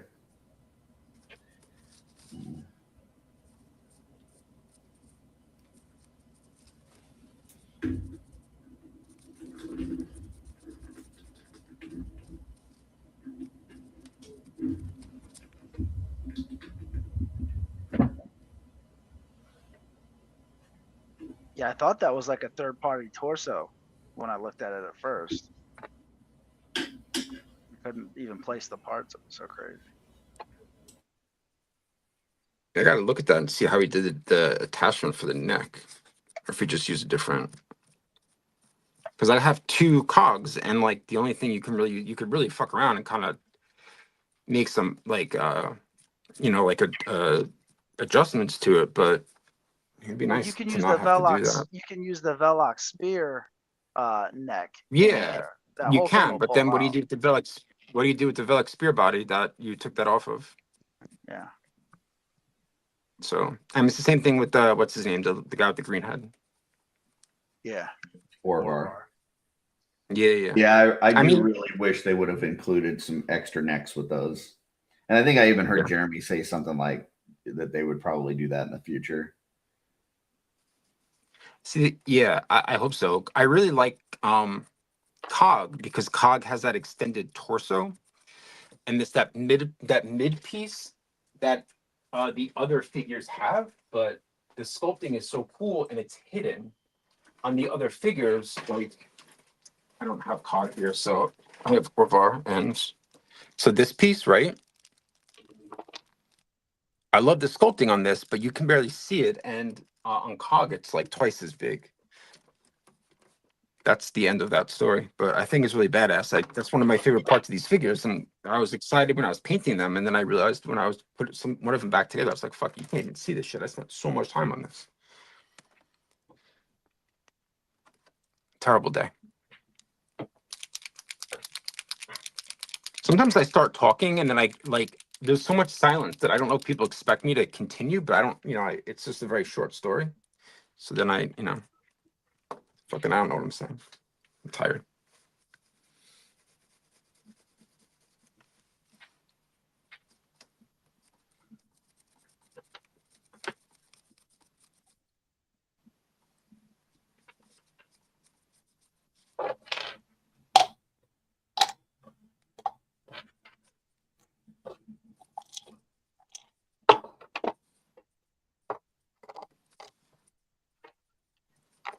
One of the most frustrating pieces about 3D sculpting and sculpting for print is I have like 300 little hair clumps in here.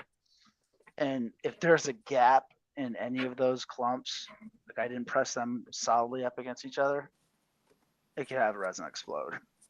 So to answer your question again from earlier, Curtis, like, yeah, I could end up spending a week just inspecting the model, give it to Tristan, and he says, "You missed some pockets in the hair." Like, I spent a full day looking at that hair. There's no pockets. I tell him, "There's no pockets in that hair. Print it out. It'll be fine." He's like, "There's pockets," and he does this little trick that I don't know because he does it more often than I do. So he does a little trick. He flips it, like turns the mesh inside out. He's like, "You see this area right here? That's not going to print." I'm like, crap. So I'm glad that he's here for that because Mhm. from my knowledge, we don't have exploding parts. So I've never had one of your guys' explode. So yeah. We got away from that F69 rubber stuff pretty quick because that had me concerned. Because Legion's Con 22, those wings we had, we did the ones I painted the other week. We had them in rubber, and right before we went up there, a couple of them started leaking. I'm like, "Oh my gosh, we can't sell these." So that was the only piece, and then we inspected. That's when we learned that trick. So I'm not trying to throw anybody under the bus, but just in the efforts of safety and awareness, I will say that I've had several, at least 3 to 4 different planetary dog toy parts that have exploded on me. Some of them that I've had for years that'll just like randomly explode and drip resin all over my head rack. So just be safe, folks. If you have something like that happen, make sure you wash everything that's out there. Get it clean real good. don't get Use in your mouth. alcohol. don't drink it. I don't know. Don't lay in your bed looking at your sculpt and then it drip in your mouth. I Yeah. know that from experience. I had one that was one of the lion heads, and it ruined about, I don't know, 3 other heads that it just kind of dripped all down the head rack. And I was like, son of a bitch. So, but yeah, anywho.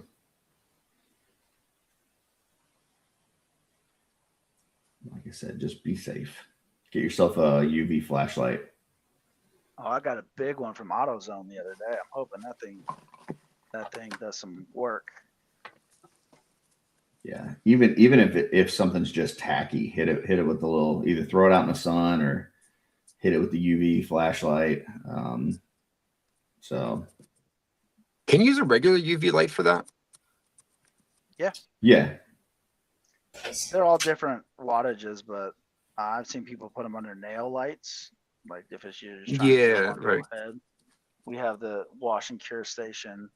The first 2 years we didn't have the wash and cure, so everything got set outside. We were at Legion's Con 21, and some of the printers, I won't name who they were, had to leave intern for a day to go flip his heads that were curing out in the sun. wow. Yeah. Hey, we're all just people trying to make it, you know. Yep. Yes. Legion's Con 21. I this year. I don't know, Jay, if any other guys have heard the story, but I went to intern for a day, and then they gave us the Belphegor bust, and I'll show it here on my screen. And all the paints I had was purple, so I did it in purple. I did it real quick, and after we did that, I'm like looking at it, and I'm looking at our one Oni head that was like similar size to it. So then like I'm like looking at it, and when we went to G-Con the next day, that was the first year they did G-Con to the interns. I asked Jeremy, I said, hey, I said, that head that we got yesterday, I said, can I use it for a custom? He's like, that's your head, man. You can do whatever you want with it. So I made a Belphegor custom, and we spent 2 days in the hotel bathroom finishing projects and painting it before I remember that. 21. Yeah, so I have pictures. I don't think it's on my Facebook. I'm probably on the Instagram of me sitting in the hotel bathroom, and my wife was freaking out because I had all, let me show you these paints. I had all these paints just on the hotel sink, and she's like, we're not going to get our security deposit back because I always spill paint. I mean, you can see the dust. So yeah, I was really, really careful. I was painting that. We ended up going and clearing the first batch of scaphoid shields in some random parking lot on that Saturday before Legion's Con. So that's always the thing. Like, I don't know how often how you guys seal your stuff, or if you seal your stuff. I know some people do and some people don't. Always do. Yeah. So every year we're riding up to Legion's Con with something in a shoebox still smelling like spray paint. It's because we go up on Thursday or Friday, and it doesn't go out there until Saturday, so it gives a day to air out. But every year I'm like, we're not rolling up there this year with any spray paint smell in the car.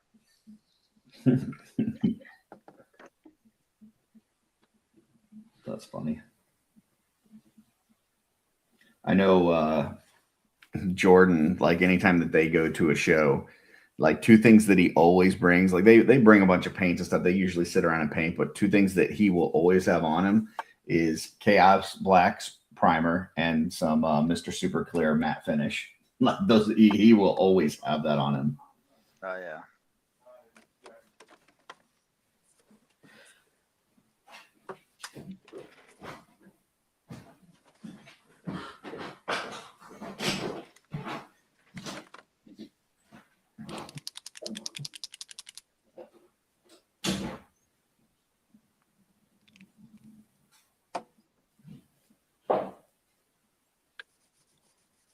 Last year I bought a sculpt from someone. I won't say who it was.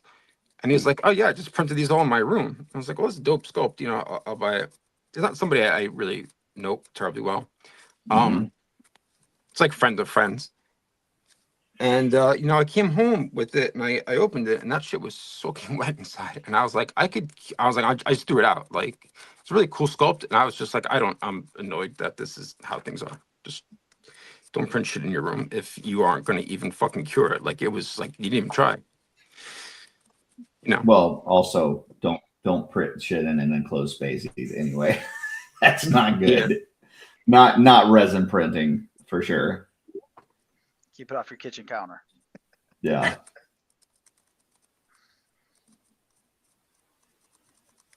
And it was a cool head, but I just came home and I looked and I was like, this is insane. Like insane that it was like not even cured. I was like, what are you doing? There was I'm not going to name names, but there's somebody that one time that had a picture that they posted in the Cabal of them like printing parts, and it was in the kitchen with like their cat walking by in the background.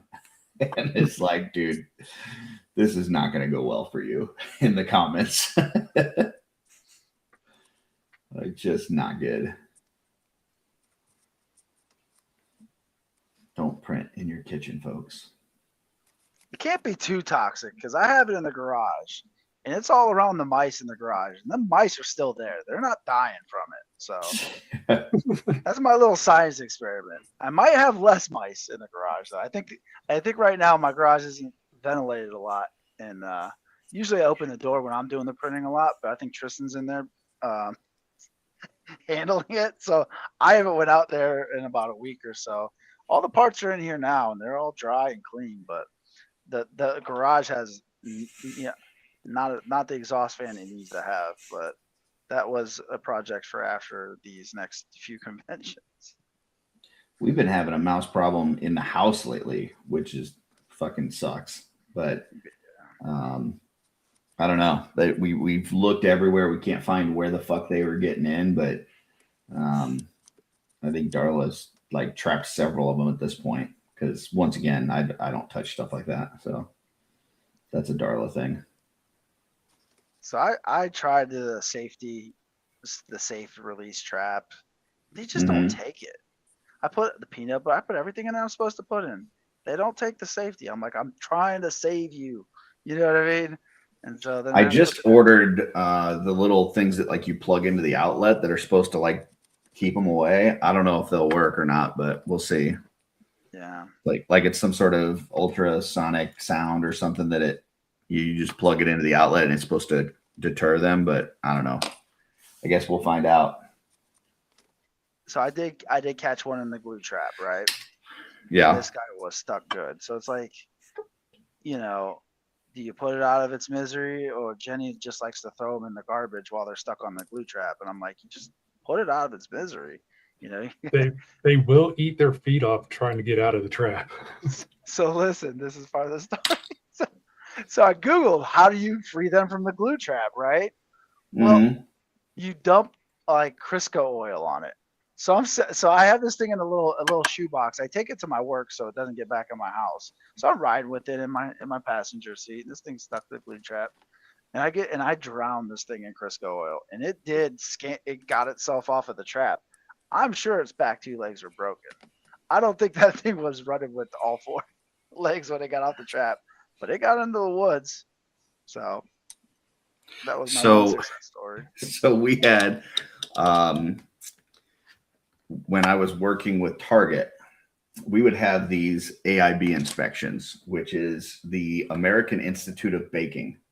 So if you don't know, like any company that carries food, you want the certification from the American Institute of Baking that basically says, you have safe practices around food and stuff, and people can feel free to buy shit from you without worrying about anything, right?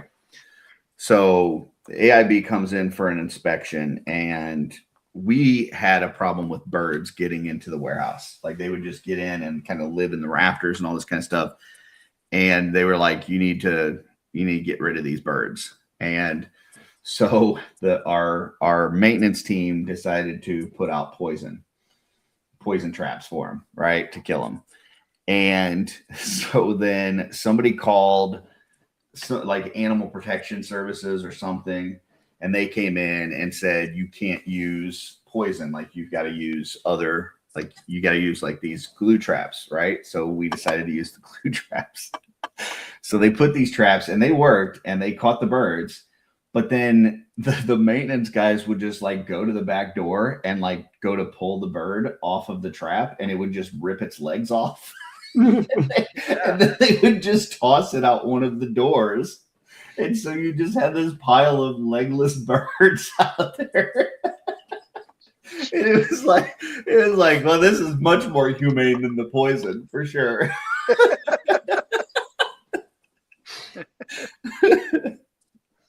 So they apparently did not Google that you need Crisco oil. Like we would have like somebody, some vendor or something going to back into one of our doors. And they're like, why are there like 20 dead birds outside this dock door? We don't know. What a mystery this is.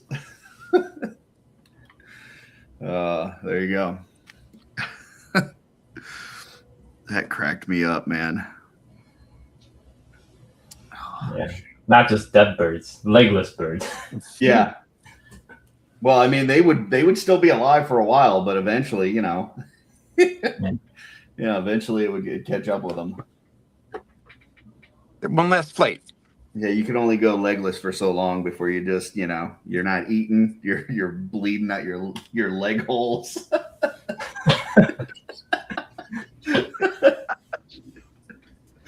Once again, this is going to be great. It's probably the for first shorts. and last time somebody's gonna say leg holes as a that I'll ever hear anybody refer to anything as leg holes. I had forgotten all about that story. That's great. Hey, we need an Aetheron custom with leg holes, some blood effects.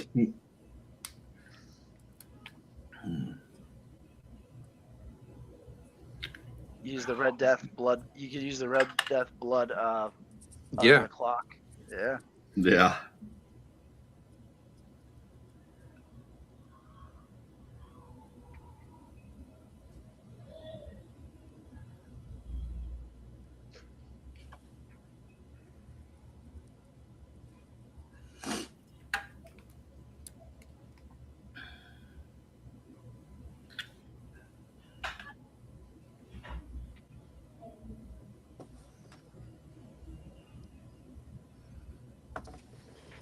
On.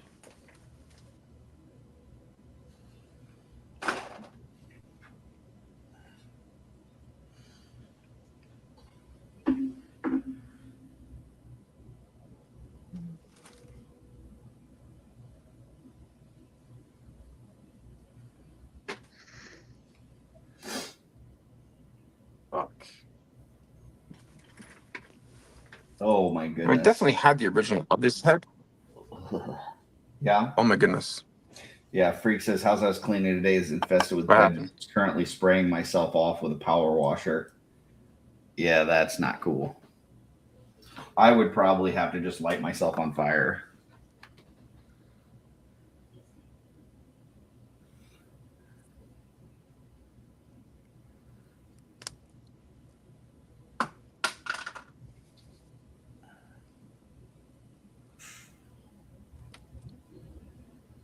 If there was a good story there, I missed it because everybody suddenly sounded like a Daft Punk song. You'll have to go back and listen to the replay.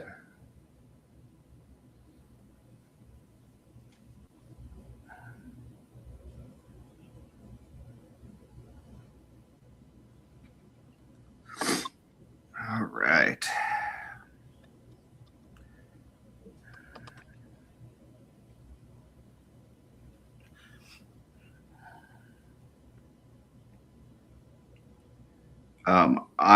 We're already well past 2 hours. I've got nothing else going on, so I'm going to continue painting. But if at any point anybody feels like they need a drop, don't feel obligated to stay. Just FYI. Yeah, I'm good. I'm gonna be doing this all day anyway. Yeah. Usually, after it ends, I eat really quickly and then I go right back to painting. Have you recaffeinated at this point, Carlo? I think I'm about due. I just take a Mio Energy squirt. You're supposed to put it in water, but that's for wusses. You just like Drink put it on your straight out of the tongue. bottle. Oh yeah, it's a big Nice. old squirt in the mouth. It's fucking raw dog and energy. Oh, this one's No, empty. that is the name of my first album. I gotta go get a different one. What are you having? He said Mio Mio Energy. Yeah, I've never heard of this. a variety of flavors. He said you're supposed to put it in water, but he doesn't. I heard that This part. one, this one's strawberry pineapple. That's our favorite so far. They have a blue one. Kind of smells like cotton candy. You don't like There we go. you don't like have coffee? No, well, I stopped drinking. I stopped drinking caffeine before today, so that's why I'm going strong right now because I haven't had caffeine in like a week. I took a short nap yesterday, about 7, like from like 5 to 7 or something like that. Woke up. We got some.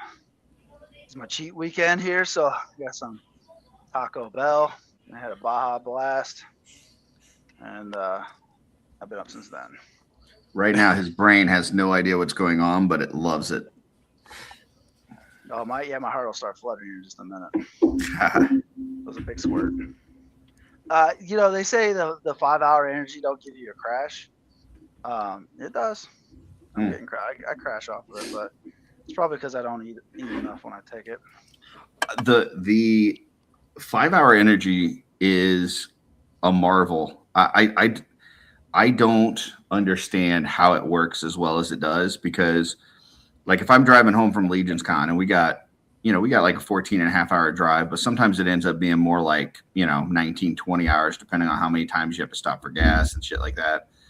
But like I'll be fading like bad. And if I take a 5-hour energy drink, like within seconds, I'm good. Like it's not even like it doesn't take like a bit to kick in or whatever. Like for me, as soon as I drink that thing, dude, I am good to go. You know, it's like that for Crazy. Loco. Yeah. No, I'm just kidding. That's not illegal. That's not legal anymore. It was an energy drink with alcohol in it. We used to pregame on that stuff before heading out to the clubs. It was all right. It was a real problem. I've never had it, but I'm sure if you ask a millennial, they can tell you about it. Probably. It's exactly what it sounds like. Just energy drink with, alcohol in it. Curtis, my jam is strawberry banana 5-hour energy, and you mix that into Sprite. Oh, okay. It's so delicious. Better than anything I've had out there. Put blue. Go ahead. They just did there's a cotton candy one out now that is pretty decent. Yeah. I like in the Sprite because I've tried them all. So in the Sprites, I like the strawberry banana, the blue one, and like the tropical one's all right in Sprite because it's kind of like a tropical Sprite. Mm-hmm. But yeah, don't put in a Coca-Cola. I tried that. That was too much. He said, don't add this to any caffeinated drink. Hayes said, I stopped using 5-hour energy, switched to sugar-free Monster and liquid IVs. I do sugar-free Monster as well. And then Freak says, Red Bull coconut berry keeps me energized. I don't know what that is, but it sounds good. I would try a Red Bull coconut berry. Red Bull and vodka was a real problem for me in college. Yeah. It did also lead to me getting married. So it's a real problem. Nah, it wasn't a real problem. That is true. That did begin things. And that's the whole story that I'm going to tell about that. I can't find names. Well, I there's nobody that anybody would know other than myself. Where the fuck is this? Names have been changed to protect the innocent. This doesn't look right at all. What the fuck? It's too light.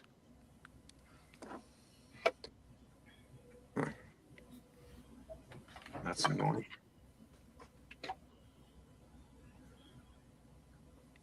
You know, the only color that I guess I wasn't certain about it. It's like I only have one burgundy. I don't know what else I would have used. This is why I almost never buy heads with anything that like sticks out, because I will inadvertently drop it and it will break, and then I'll be super pissed all the time. We've lost many Oni horns. We switched to the anti-impact resin. It's really good for not breaking horns. I break that too. Not as much, but it's happened. No, you do have these. So you had some with anti-impact. Yeah, because Josh Brown uses that, and when I told him that I broke like the head, like a tongue stuck out of it. Mm-hmm. And I did break that, Yeah. and he was like shocked, and I was like, man, it's you got to understand, like it's not the resin, like you are using great resin, and you spend a lot of time making sure that it works. It's me, like you can't me proof anything. Like I drop everything. It doesn't have to be like a 3D printed part. I drop everything. My hands are very confident, and they probably shouldn't be. Overconfident hands. I think the thing that I've broken the most of over the years is fangs on orcs. I haven't had that problem, I don't think. I've broken so many fangs, and then I have to just convince myself that they lost that fang in battle. You just did that the other week, didn't you? Yeah. I tried to do that with this head, but I couldn't convince myself that he would have like this broke, and would have been like, he saw the barber and the barber fucked up. Well, I also break so Warhammer- many horns that I thought that this was broken and not part of the sculpt. In Warhammer, orcs I use had to look teeth at for the currency. So there you go. That is true. That is true.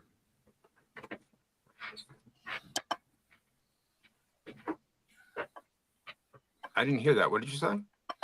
In Warhammer, orcs use their own teeth and other orcs' teeth as currency. Oh. So like they'll just rip teeth out, pay for stuff, and then they grow it back. Oh man, if only we could do that.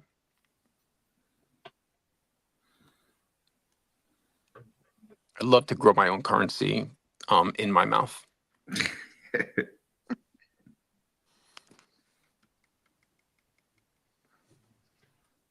I might have to bounce just because I got to use the airbrush, but I don't really feel like moving. I do got to finish this guy. I've just been putting it off. Decisions, Jay.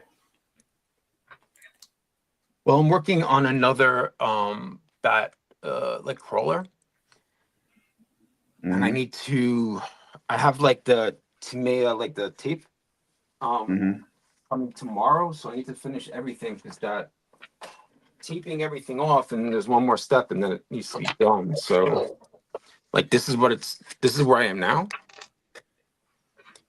If this whole part's gonna get splatter paint.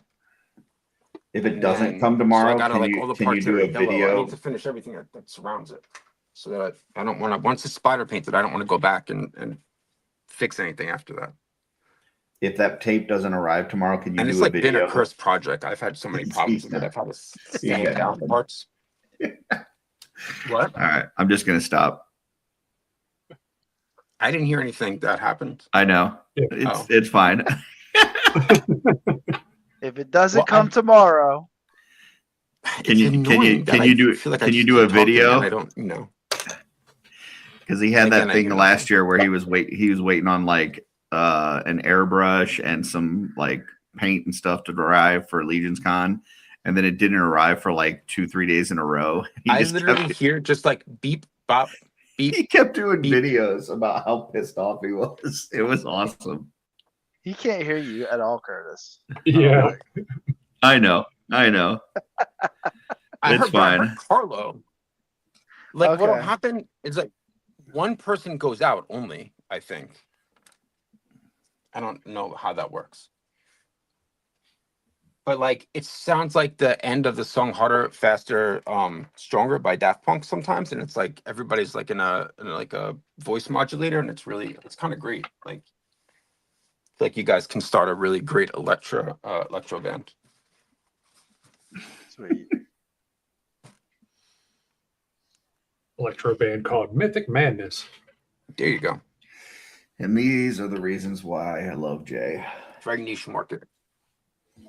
That could be a show. Just Jay doesn't hear you guys, and he just goes rambling, and then we just comment on what he's saying.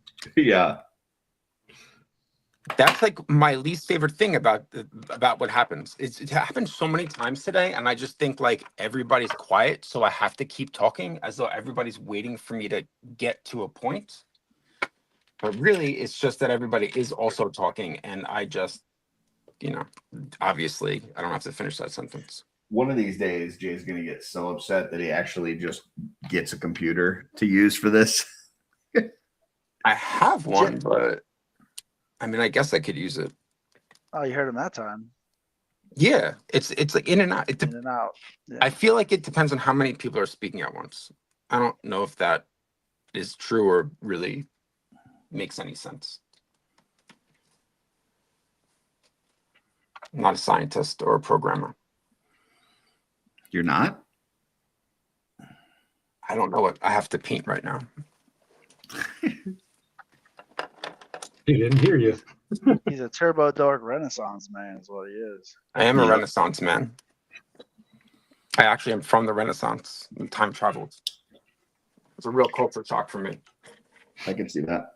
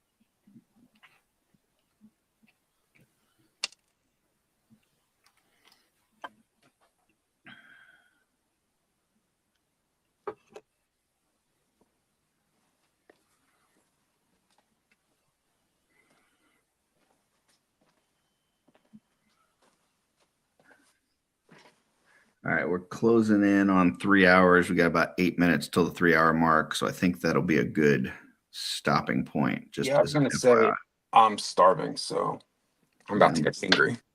I'm getting a little hungry myself. So 8 minutes, and then we will start showing off what we've got and kind of go from there. That bacon last year all the way up until now, Curtis? Yep. There you go. Sunday bacon. Although I had to take a big adult nap because our fucking dog woke up at 5 o'clock in this morning and peed his bed and wouldn't go back to sleep. And so therefore I couldn't go back to sleep. So after bacon, I did doze, took a little nappy nap. Nice. Yeah. He peed the bed and it was like, servant, come clean up, servant. I wouldn't talk about Darla that way. She's the one that handled it. I was just in, all of a sudden, this dog comes busting into our bedroom because she decided to, she couldn't put him back to bed. So she decided to bring him up to the bedroom. And so, yeah, he comes whipping in the room, tail flopping around, fucking hitting everything, knocking over my action figures. Yeah. And then I just couldn't get back to sleep.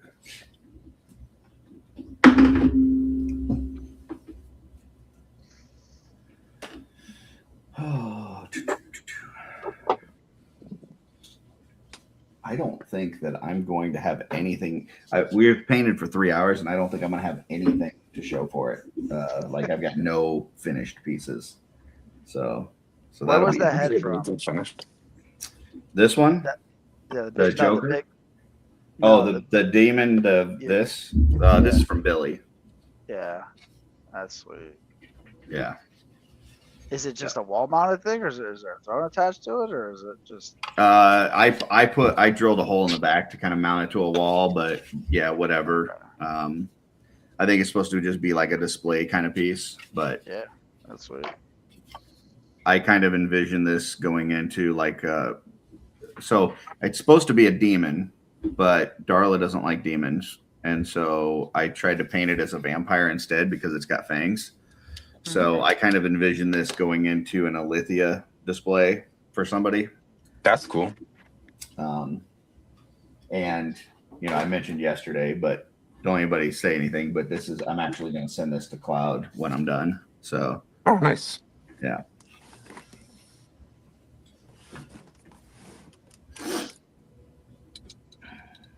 I know it's safe here because she doesn't watch Customizing Studio. So as long as you fuckers don't talk. If anybody talks, I know you guys are snitched. You know what happens to snitches. Oh fuck. Exactly. They get super glue all over their finger. Yes. That is exactly what we do. We super glue their fingers together. You mentioned it on Mod Squad yesterday too. Could have been Tanya or Kevin. She doesn't watch that either, though, so still a snitch. So I'll know if somebody's a But our snitch. chances are better. There's 6 of us. Yeah. I won't know who the snitch is, but I'll know that somebody snitched.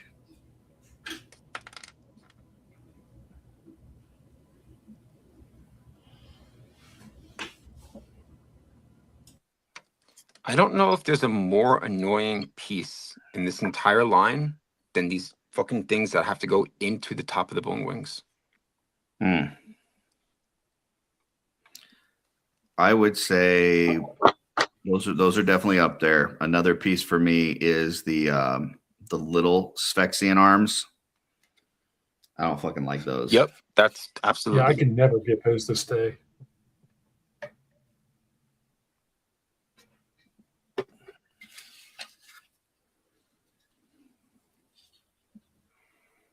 I mean, also like the wings; those get very loose. Especially if you're using a back adapter for the wings. Yep, which is Like what that whole thing just needs to be redesigned. Well, I mean, it works for. It's crappy for either wings, but it's really crappy for the insect wings, the Sphexian wings. Mm-hmm.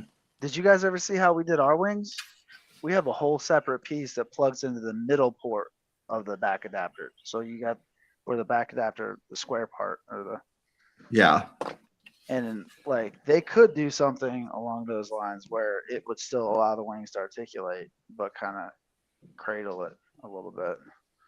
But I think they need to redesign their wings altogether, like not just the attachment part, but I think it needs to be ratcheted. I think that like the angel type wings, even the demon wings, both of them need to have some curve to them to where they wrap around the figure a little bit. Yeah, When I you think say they just ratcheted, you mean it can go in and out? ratcheted front to to where where it, like you can raise it or lower it, but it like clicks into place and holds. So it's not just tension fit. You know what I'm saying? I just want you to know that I can't hear anything. So as great as your answer is and as helpful as it may be, I don't know what it is. But thank you Somebody want to relay that? Maybe. for addressing my question. Curtis, I don't hear you you. want to ratcheted joints, so it's not just friction or No, tension. not again. Oh, he can't hear you either. So never mind. Yeah. We tried. Yeah. Yeah, that's one thing I didn't like about the mythic wings. Like a lot of them, like the feather ones, are too flat. Right, there's no dimension to them. Yep. Yeah, I mean they've made a lot of great changes over the year, but that design is still the same since the beginning. So, like, you know, you get things like like Poxus's wings, like they do not want to stay up. Like Yeah. it's crazy. So yeah, these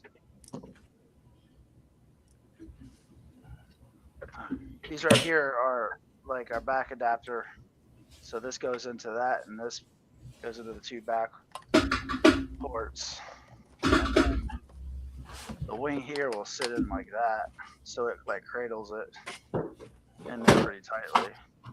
But you don't get any of the other range, but we just do it so we can have something to offer. Yeah. It's more stable that way. They don't fall off. They don't droop, but they don't articulate. So you just kind of. I would say that when we get the Legacy Aetheron, it's going to have a totally different wing design. That would be my guess. I don't see them putting out that figure with the same wings we have now. Yeah, you're right about that.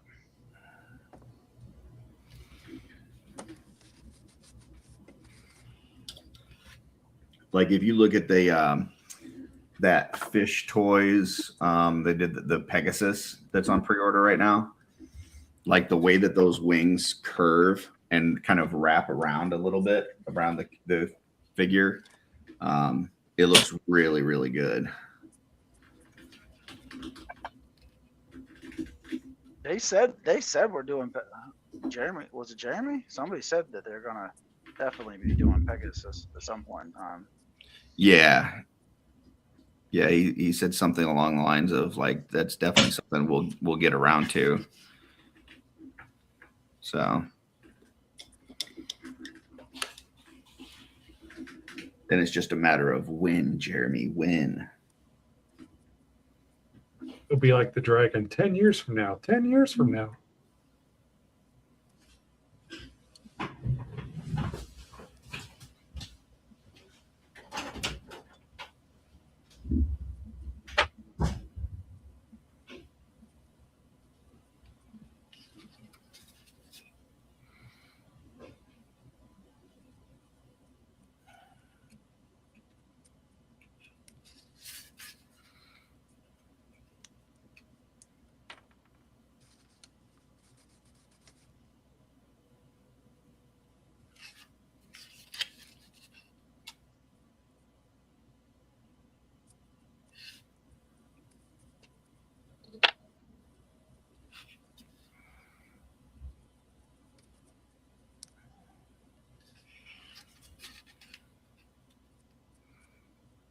You know, like this entire time for I don't know how long, I've been kind of sitting here frustrated, thinking to myself, like, you had stuff to do. Didn't you have stuff to do? Do you not have as much to do as you thought? And looking around and like getting stuff from other parts of like this, like a table behind me. This whole fucking time, right here, I placed something I had like painted yesterday. I had like base coated yesterday, 2 dry brush today. And I've been fucking staring at it. It's been right here, and I completely forgot it was something I wanted to work on. Damn it, Jay. So was your table messier I mean, than mine? it's annoying because I did. No, it's not. Like, it was really messy before I moved things around, though. But I moved things more for the sake of, like, there would have been no way that I would have been able to paint because I wouldn't be able to figure out what was what or where. But that just gets piled somewhere else. So just like an enormous table behind me that is covered in shit.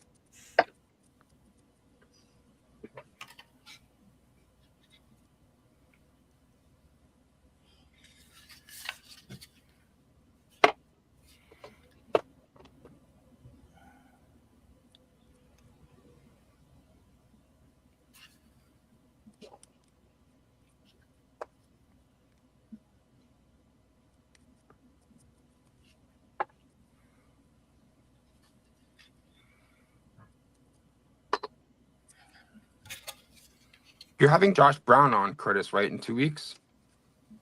I don't know who all we're having on. I know we've got 4 people from CarverCon tonight, and then we've got 4 people from CarverCon next week. I think Josh is one of them, he told me. Josh then is the best, though. He's one of my favorite people in the community.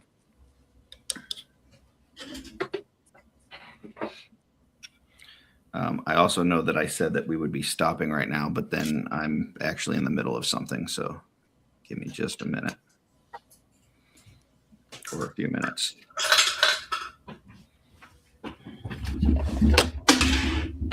I got to a point where I was like, ooh, if I just did this one part, I would actually feel accomplished that I got this part done. So, and that's the whole story. Me. That made me feel so much better about myself to hear somebody else talk like that. I was trying to pull a J. You did a great job. Thank you.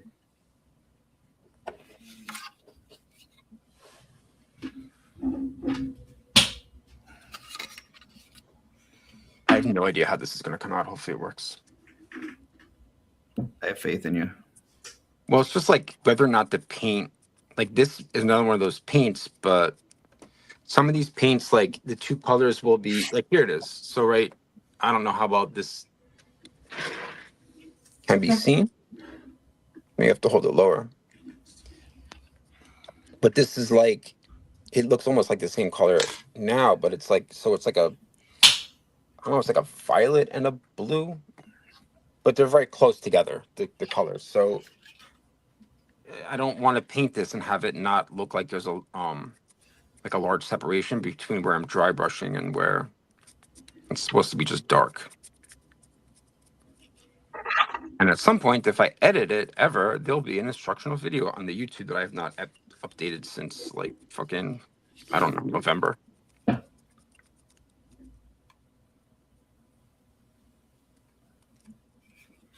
you got to do that. Yeah, I mean, there's a lot of moments that are pretty hilarious. Even I think that they're pretty funny. Like multiple times picked up a paint very confidently saying, this is the paint that I used. And just like it being the same bottle that I had just picked up as an example prior. That doesn't sound that funny when I tell that story now, but you know, you're going to die laughing when you watch it. I am. Carlo dropped off and oh yeah, he said his phone died. I was like, either his phone died or he crashed his program because of all the details he was putting into that sculpt. So, but it sounds like it died. So there we go. All right, I'm gonna use the heat gun and touch up just one more detail, and then I think I'm good. So let me mute myself.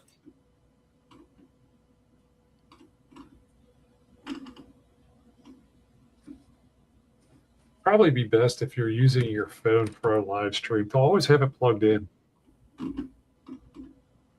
Well, I try to do that, and some like today I forgot, and I noticed, I realized, and something else happened, and then that was the end. I never plugged it in. My phone is like the actual battery of my phone is just trash. Like the fact that I haven't gotten a new one is kind of ridiculous, but the battery does not stay basically what I'm charged. doing. That's what I'm trying to do is like I'll let the battery completely die before I get another phone.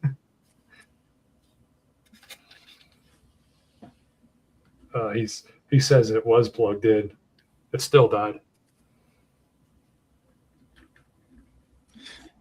I apologize. Like literally everything dropped out the second you started responding to me. I feel very rude when this happens, but if your phone is plugged in and it still dies, like that's some real usage on your phone. Like, can you imagine how hard it has to be working to be plugged in and still fucking die? Yeah, really. That's crazy.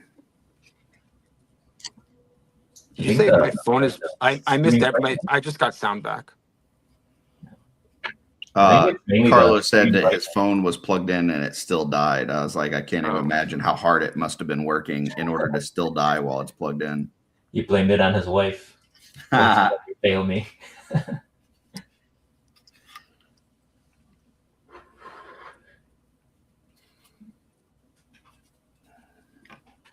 Maybe he had one of those like knockoff chargers or something that don't work as well.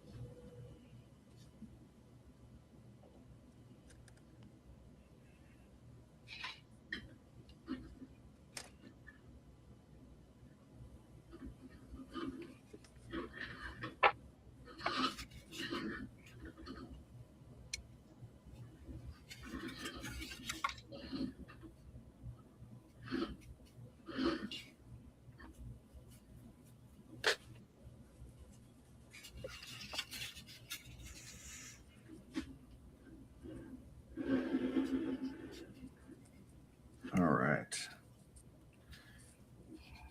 One more spot.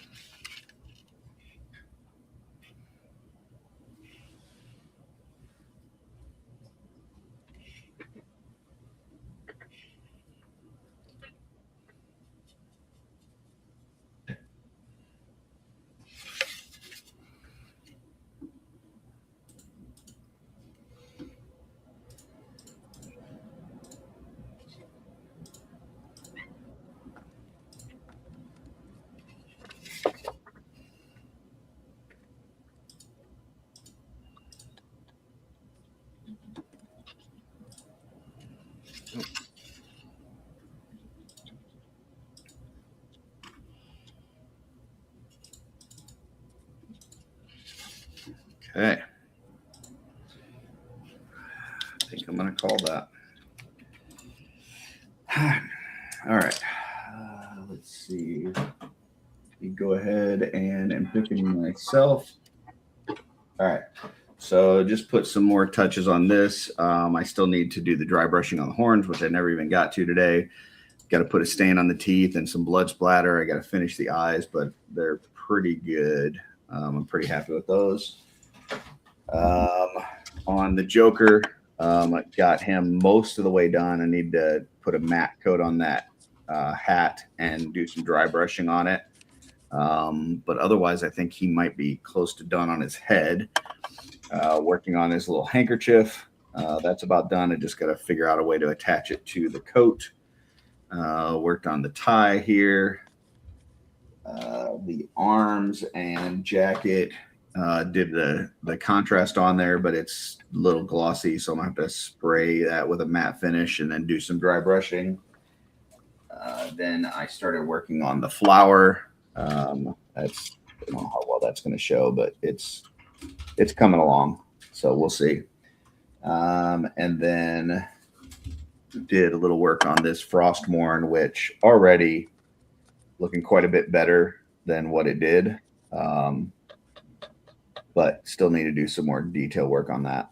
So, is the Frostmourne from another figure, or is it 3D printed? No, this is from the McFarlane Elite Lich King, which is a $50 figure that they label as Elite because it's supposed to be so good. Which the textural details are great, but they did 0 paint apps whatsoever on the blade. So. So all of this blue and the runes and stuff, like all of that has been done by me. So, and yeah, so odds are next week I'll probably be working on these same pieces and hopefully finish them. So I am the underachiever of the day because I've literally finished nothing. Kyle, what you got? I would finish painting the head. Damn it. The pink and there we go. The pink Nice. highlights and the trying to think of it. Anyway, the pink highlights, I did pink on the lips. Damn it. There we go. Cool. So the pink on the lips and the white in the eyes. Nice. And this little dinner plate of the next project. So so that'll be that. That's pretty interesting. I don't know that I've seen a spinner with alligator clips. Where'd you get that? I just saw it on Amazon yesterday. It was or Friday. It was $20. Yeah, And that's it pretty ro- cool. and it I like rotates. that. I might have to get that. If you could That's throw the cool. link in the chat, would be My awesome. airbrush station came with one, but it only has 4 spaces. Yeah, let me put it in the chat so everybody can see it. Awesome. Shin, what you got? So I just put a gold base layer on this, and then I wasn't planning to do it in just pure gold anyway because the shield gold's a little off. So I tried to match it to the back of the shield, which has a bit of a lime gold kind of hue to it. So then I put on a very thin, wet layer of, it doesn't really show up on camera real well, but thin layer of green mixed with gun gray, gunmetal gray. And so it's, it's That looks awesome. getting better. But yeah, I probably had to do a little bit more to it to bring the gold a little closer to the lime gold on the back of the shield. Gotcha. Do you have an Instagram? No, I don't. I think I created one years ago, but I've never touched it after that. You son of a bitch. All Yeah, right. Curtis is great. Yell at him. All right. Yeah, I mean, I can't shelf select you, and I can't take your pictures and put them in the thumbnail for the customizing studio until you get an Instagram set up. So, all right, Appreciate the thought, though. Jay, what do you got? So I started dry brushing this for a custom that I'm going to start working on. I worked on this ogre head that I'm not even going to show because it looks like trash. I did like I've been working on like elemental swords. You can't really see, but there's pretty dark like dry brushing, so it's like fire-ish.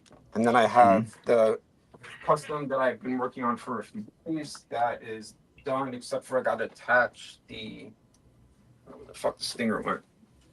But this is finally finished. But this, I gotta add the other claw, and the stinger like kind of doesn't really fit, so I have to probably modify his butt. A little butt modification, huh? To not have to say any. Yeah, I don't. Hopefully, I don't have to. I just painted this, and I think the color's all right. It's not too, might be too close. I might have to do some adjustments to that. Well, I hope that you're on here for that. That way, I can cut it short and label it Jay's butt mod. So. That would be awesome. I will definitely do it on there, just for that. All right. You can take a quick cut any short that I'm in and label it that. All right, that's gonna do it, folks. Thank you for watching. Thank you for everybody that joined. Kyle and Jay and Jen and Carlo and Hayes, and everybody that was watching live or on replay. My next show will be Shooting the Shelf, where we're going to be once again talking to some CarverCon folks. And then I'll be on Toy Hammer After Dark tonight, talking all things Warhammer. Kyle, what you got going on? I'm on vacation tomorrow, and then that's all I got. I'll probably be painting all day tomorrow. That sounds great. Nice. Shin? Not too much. I don't think I have anything for the next week really planned. I got more Lego sets and model kits to get caught up on. But that's about it. Okay. Jay? So Latin Legions is going to have a bunch of the stuff that I'm bringing to CarverCon in about 2 hours at 6. Okay. Tony asked me to send some stuff over, so that was really cool. So I sent pictures of some things. And then the following Sunday, I'm going to be on Shooting the Shelf, and I'll have more stuff done and more pictures of things. And I'm just trying to post pretty much like every single day something that I'm bringing that I haven't posted. So like if you go to my Instagram, like I have like reels and a bunch of customs I haven't posted. I started like a project of a group of skeletons that wind up like poison skeletons that accidentally wind up in the future because of circumstances, and like they're from Mythos. So then I've been working on that, and I've got about 4 customs from that story that I'm going to bring to CarverCon. So I've been posting that, and that's about it. Awesome. All right. Well, hope everybody enjoyed it, and we will see you next time. And don't forget, folks, keep creating.